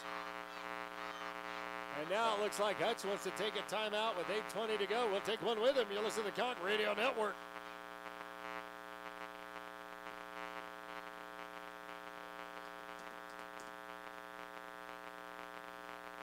we'll keep it here and update some scores. That's what we'll do is Amanda Miller, my normal board op, is gone, and we have a couple of rookies in, and I knew when they were going to be messing around and not paying attention. Well, it happened finally. West Virginia on top of Kansas State, 7-6. K-State with the football.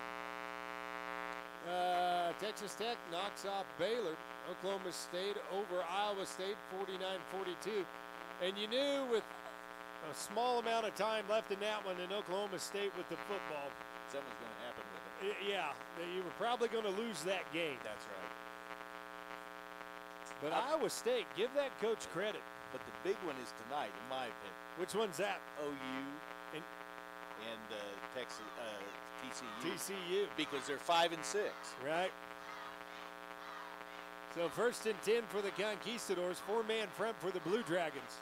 Walters dropping back to pass. Here comes some pressure on the outside. He's going to roll out of the pocket. Has a man. That's Hanks. Hanks makes one guy miss. Takes it to the 10 at the 5. Jerry's still on his feet. He'll take it down to the 2. Good job.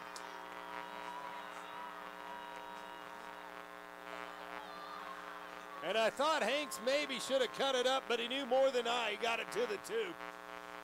And now the Conks have been in this position earlier here in the 4th quarter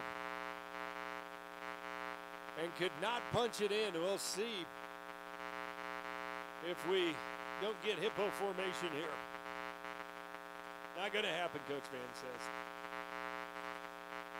But our tight end actually got a good block right there. Yep, Sacamano. Yeah, boss, he sent that one guy out hobbling.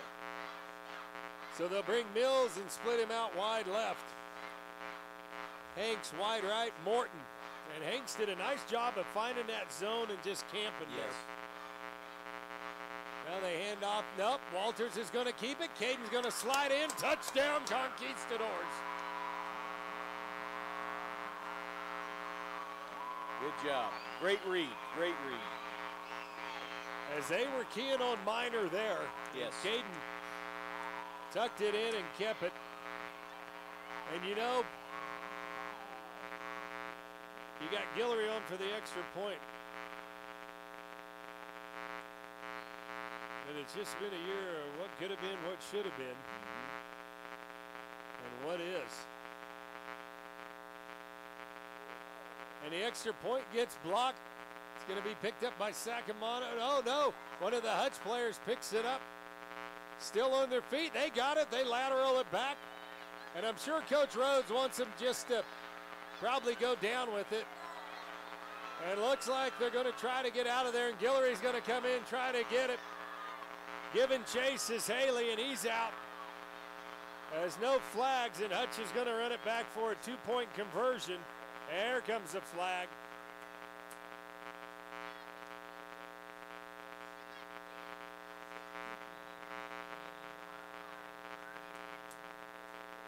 And now that makes it 22-6. What's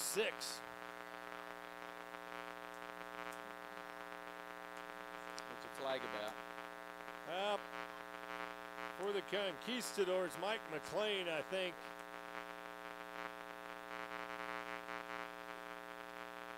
Maybe got a personal foul.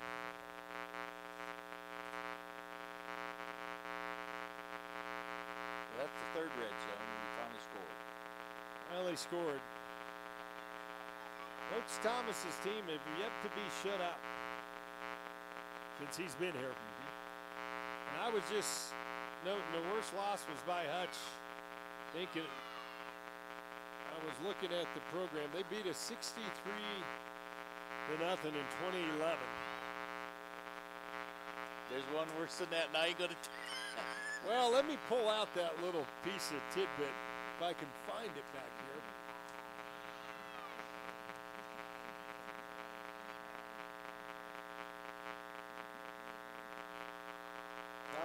So a free kick from the 35.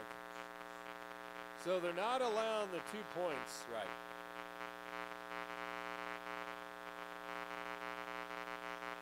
As I'll go in here and try to dig up, as we go in here in 05. Go down to the most points given up was 1996. I know, I was there. It was 83 points. No, it wasn't. Yes, it was 77. No, it was 83 right here. No, mark that out, and you write down 77 on that one. We'll ask Mr. Carpenter here. But you guys scored 34. We did? Yeah. No, we didn't. He says it was 77 points and not 83. It was 77 to nothing. Well, I was there on that sideline. Well, you must have been drinking. 83 to 34. Now there was 74 to 28 one. But so anyway. No, that one, they was playing linemen as running backs and everything. So not a good day, huh? Oh, no, it was not a good day. 7:47 to go. Conks trail by 14. 7:20. But we got them back. We got them the year before. Knocked them out of the playoffs. So Guillory set to boot it away. To be grabbed by Edwards. He'll go into the end zone and he'll probably just, nope, he's going to bring it out. And he's trying to find a way to get to the outside. Conks missing tackles left and right. They finally pull him down at the 27, which he should have been down at about the 5. Yep. And special teams, I will say, probably with all the injuries that we have on the team, that's probably been heard about as much as any. Yep. Oh, flags everywhere now. What did we do? Somebody had to say something. You know, and Coach Thomas in the paper made the comment, this is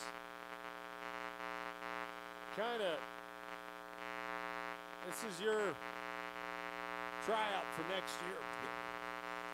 Yes. Who's coming back and who's not coming back. Yep. Let's see, he's down there. The player now having a talk with him. And that's what you call coaching right there. Yes, it is. Yes, it is.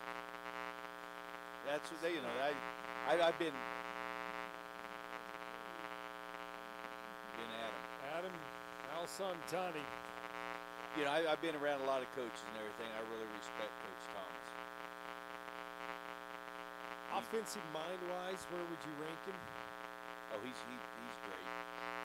I really honestly, if you give him the tools offensively, I don't think you can stop him. Yeah, he fascinates me with, when I first started helping, his concept. So now it's 1st and 10 at the 43-yard line for Hutchinson. They're going to hand off to Emmons. He tries to get to the outside. Going to get held up. Conks will be trying to strip. They're going to call him down at the 45, gain of 2.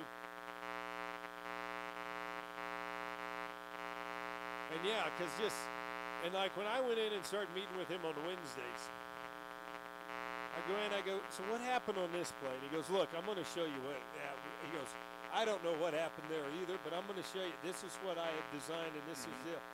And he goes, see, we did this, we did that, and these guys were doing this, so this should be open next play. Watch. And it's like really simple, but yeah.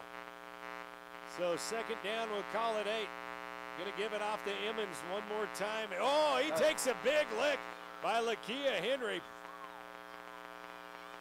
And that's going to be a gain of 1. And you see Lakia, and you watch him make plays like that, and then every now and then he has a bugaboo. Yeah, he did great. It was an outside run. He had the angle. He made the read, and boy, he was right there. And then number 4, he looks at our sideline and wipes his front shirt like he's wiping it off. Yeah. You know good and well he felt it. Anybody that's going to wipe it off, he felt it. So now they'll go up under center. They'll put a man in motion. He was going forward, throw a flag. 6:08 to go. Conks need the stop here. And we got a timeout by Hutchinson. We'll take one with him. You're listening to the Conk Radio Network. Oh, that's okay. It was more fun with you picking us up than it was actually going into break. Oh, how much time do you watch? A minute. Yeah. Okay. We were watching, you know all the corn nuts we bought? Yeah. We watched the cleaning lady who got busy. She helped herself with the packages Really? on her way out the door. You need to put up, I wonder how many of my pork rinds she's had.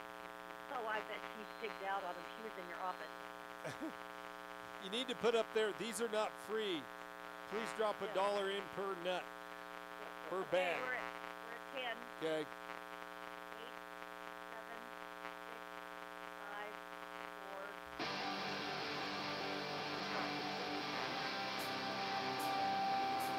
Big third down right here. Third down, we'll call it 8 for the Blue Dragons. They'll move one tight end around. They're going to go 2 wide. They'll go I formation. Conch showing blitz, try to get through there. Here comes the blitz. Pass is going to be incomplete, far side. And that time the pressure made the incompletion. Yes. Yeah, you're right. He busted right through there. And I thought that Lakia was going to get through there and be in the backfield before the quarterback could even do anything. Yeah, that offensive lineman just happened to get his, get his left hand on. Yeah. Enough to just get a little nudge. So Gagan on to punt it away. Morton will stand back on his own 29-yard line. Wind picking up a little. 6:02 to go. Clock is stopped. And right there, if you're We'll blame it on the right guard. He moved. So we'll see what we got. It's still not going to be enough for a first down, but does it change? Number 8 moved. Oh, come on. So now, you know, I always told the officials when they called that, I said, we teach them to read that guy's shoulder. If his shoulders move, we're coming. So it's his fault. So the Conks were coming after it, and I imagine they'll probably be coming again. As somebody just got mowed down as Morton calls for the fair catch, and this one's going to be down at about the 4-yard line. And whoever took the brunt of that, that was a hit. That'll look good on film tomorrow.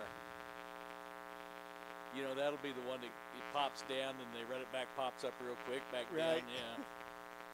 The coach does that sometimes? Oh, yeah, that's the fun part of it. That's the fun part of coaching, isn't it? Yeah. Payback. 5:49 to go, and the Conks are going to have to go 94 yards to try to pull within a touchdown.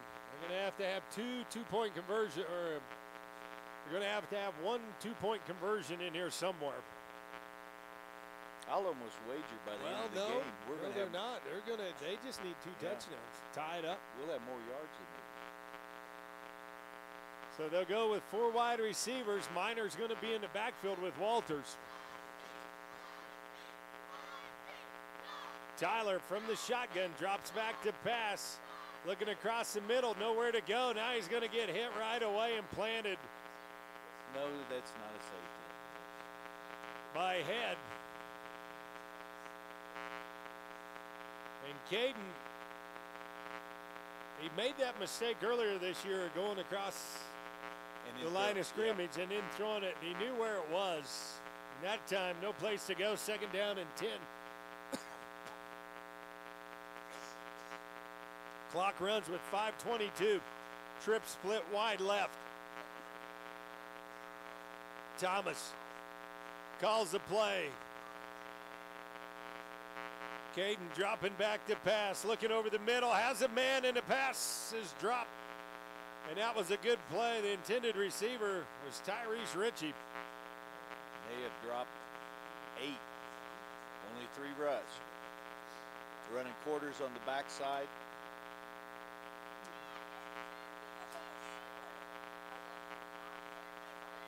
Yeah, we'll turn down the crowd, Mike. Kids getting a little wound up down there. Too much sugar.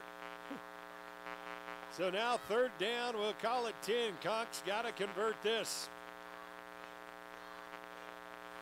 Thomas holds up the 3. That means everybody go.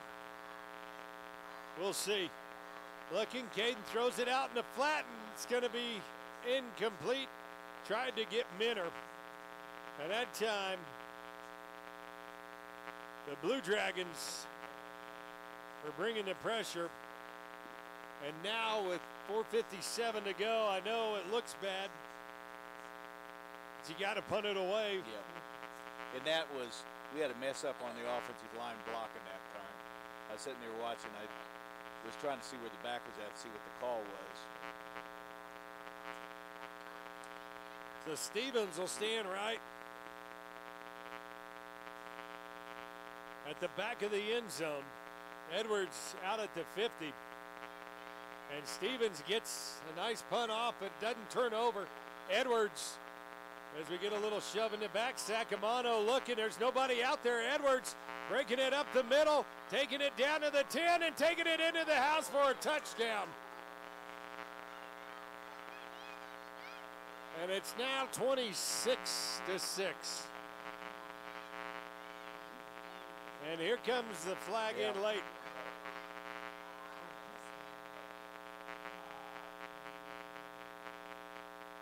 And I didn't see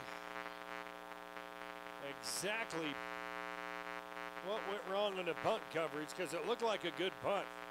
Yes, I agree with it. We just overran and we had a wrong angle here. They had to have us block. This thing right here was in my way, but they had to have us blocked in on that right side. Well, where's the flag at? I guess they picked it up, or they're going to assess it on the kickoff. Assess it on the kickoff. But they should have said something, I think. And now we got a late substitution. Timeout for the Hutch Blue Dragons. We'll take one with them. You listen to the Conch Radio Network. Minute. This is Dr. Coach.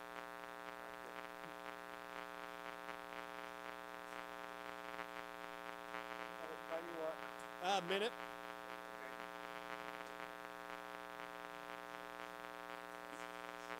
You bet. Thanks for the food, man.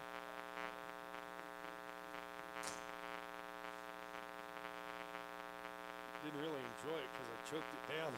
Well, I didn't know what he was. The black trench coat and pants had me worried. You should be. I think you got my gun up here.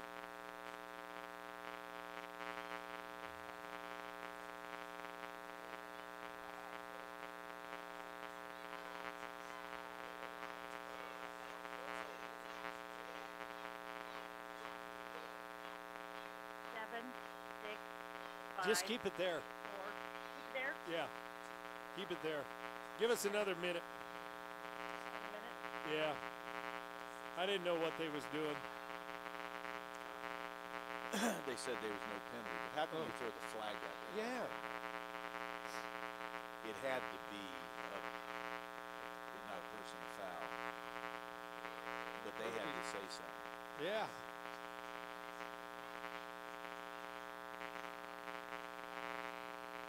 Well, Thomas now at 500 against Rhodes. And really, as far as coaching, he probably outcoached him today. Just didn't get. We're going to end up more one. Well, except for, well, that would mess us up. Yeah. Offensively, like I said. 15 seconds. Yeah, that'll work. Thank you. You're awesome, Bonnie. 10, 5, 6, 7. Oh, my God. 6, Oh, jeez. 4, 3, 2, go. Go. Breaking in these new board ups. So set to kick it away is Gagan for the Blue Dragons. Murphy back deep. Going to grab it at about the 25. Murphy gets it, trying to get to the outside, trying to get a seam. He's got a block out there. Now stops, cuts it back. They said, no, Mr. Rod. He stepped out of bounds. And Rodney was so wanting to do something there. No, he's wanting to come back this way real bad, wasn't he? Yep. So now the offense. Just got to keep going like what we were doing. 4:33 to go. Give you some updates in the Jayhawk Conference. There was one intriguing ball game, and that was start of the third. Butler was trailing Iowa Central 7-0. Garden City 69-0 over Fort Scott. Highland 35-0 over Ellsworth. And Iowa Central final, they knock off Butler 7-0. And Butler, which had had 2 big wins, now here's Walker on the screen pass, is going to pick up about 3. And how Butler, major letdown there is they knock off Independence. They knock off Hutchinson. Riding a pretty good win streak there. And it's at Butler? It's at Butler. That's just kind of hard to believe.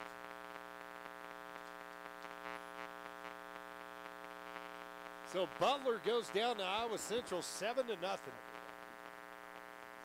Here's a pass out in the flat to Hanks, but we got a flag, and it's probably going to be holding. Yeah, right there it will be. And Caden, that'll be one taken back. And you know, how many passes and throws did he have this year in which guys just dropped them? Quite a few. And oh, that's a 15-yarder. Yeah. And you know, you look, you count those. You know, the Butler game, there had to be 8 or 9 there, and really huge plays too that were dropped. You know, this we go back, and this is one of those could have been. Right. Mike McLean ripping the shirt off down on the bench. Who? Mike McLean, offensive lineman. Oh. Walters dropping back now, looking over the middle, steps up, throws it down, and that was going nowhere, looking for Walker.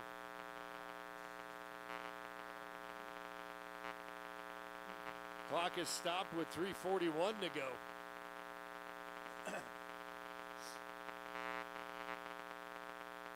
So the Conks with 3rd down and 20. I'm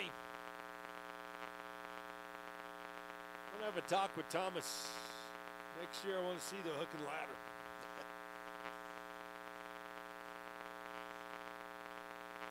Two wide here to the near side. Sending the tight end out in formation, going for it all. Has a man, that's Mills, in the pass.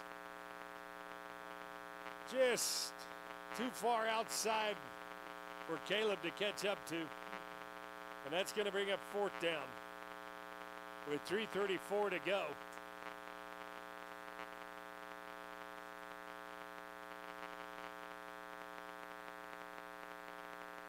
And now Thomas is going to go for it. Walker will be your tailback. Mills will split wide left. Hanks and Haley here to the near side. Liniger at tight end. Now here's Caden stepping up in the pocket, throws it, and it's going to be incomplete. Intended receiver was Walker out of the backfield. And 3:27 to go. And the defense will go back out onto the field. Yeah, it's just kind of hard to get it open when you're dropping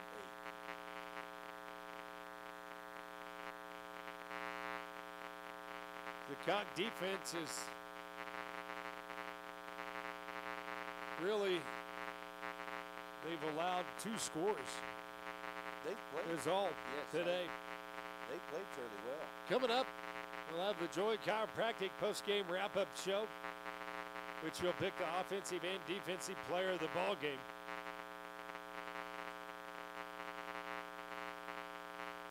As the Blue Dragons now, they'll hand off to the tailback Weller, and he'll take it ahead for a short gain. And Hutch now probably going to use all of that 40-second clock. Coming up, we'll visit with Coach Thomas at the end of the game. Go over your post-game stats. But, you know, offensively, we've been in the red zone 3 times. We've moved the ball. They were some good points, but penalties. Penalties for both teams. Yes. Wonder what the record is. Check your chart.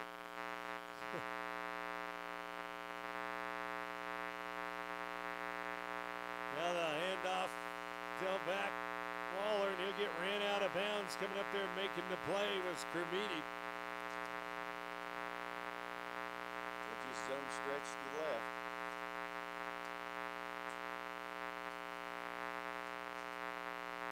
Loss of 5 on the play. And that's going to bring up 3rd down and 14. You actually got something there. Penalties on it.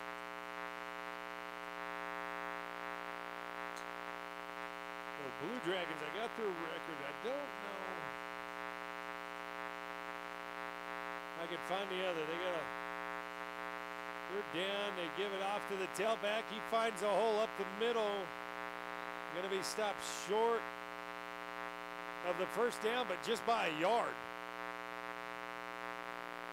This is zone right. Inside. So Hutch will keep it under 2 minutes to go now.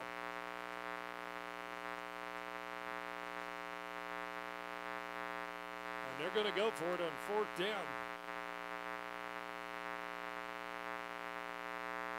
In the backfield is Andrew Lee. Forrest in the shotgun. They hand off to Lee, and Lee gets to the outside, breaking towards the corner, and he's going to be stopped short by Darius Miller, who saved a touchdown, be knocked out the 4-yard line. And that time, Conks were all in on the dive. Yep, and then he basically, that's what it was, just dive up. What did he do? Stop, bounced it to the left to the outside. He's probably amazed himself. Yeah. So now minute 23. And they're going to go into victory formation, Conks, with 3 timeouts left.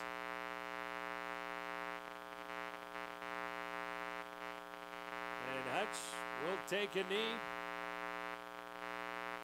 Back at the 6-yard line. And Coach Thomas not going to use any of his timeouts. As him and Coach Callahan and Coach Gibson chatting along the sideline. Probably what could have been this year. And now they'll just have to pick up and go on. Do you think there's a total of 300 yards penalty combined today? Oh, yeah. Without a doubt.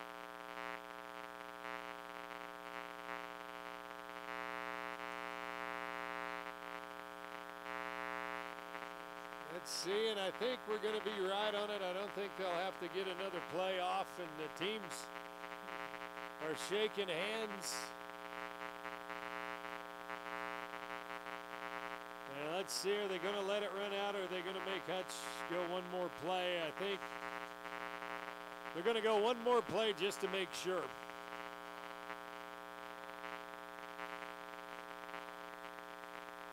And that'll do it. So the final 27-6.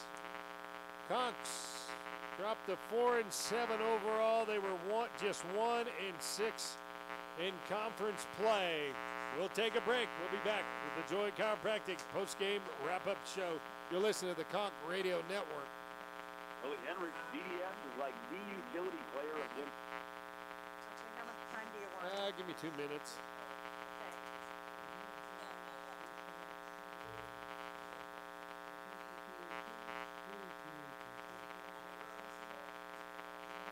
Wow, I can't believe Butler got beat. No, I can't either. I mean, Iowa Central, they hadn't won a game, had they? Well, I don't think so. I don't either.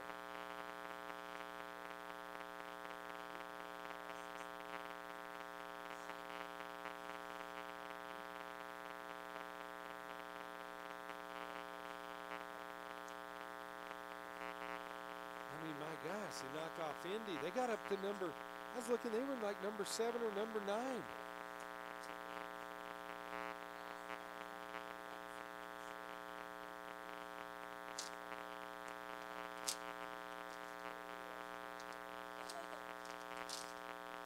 6 of football.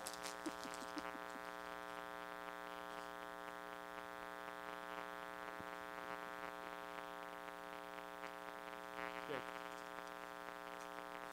How many yards of penalties? I told you over 300. Yeah. We had 185. 185 penalties. See you, Coach Phil.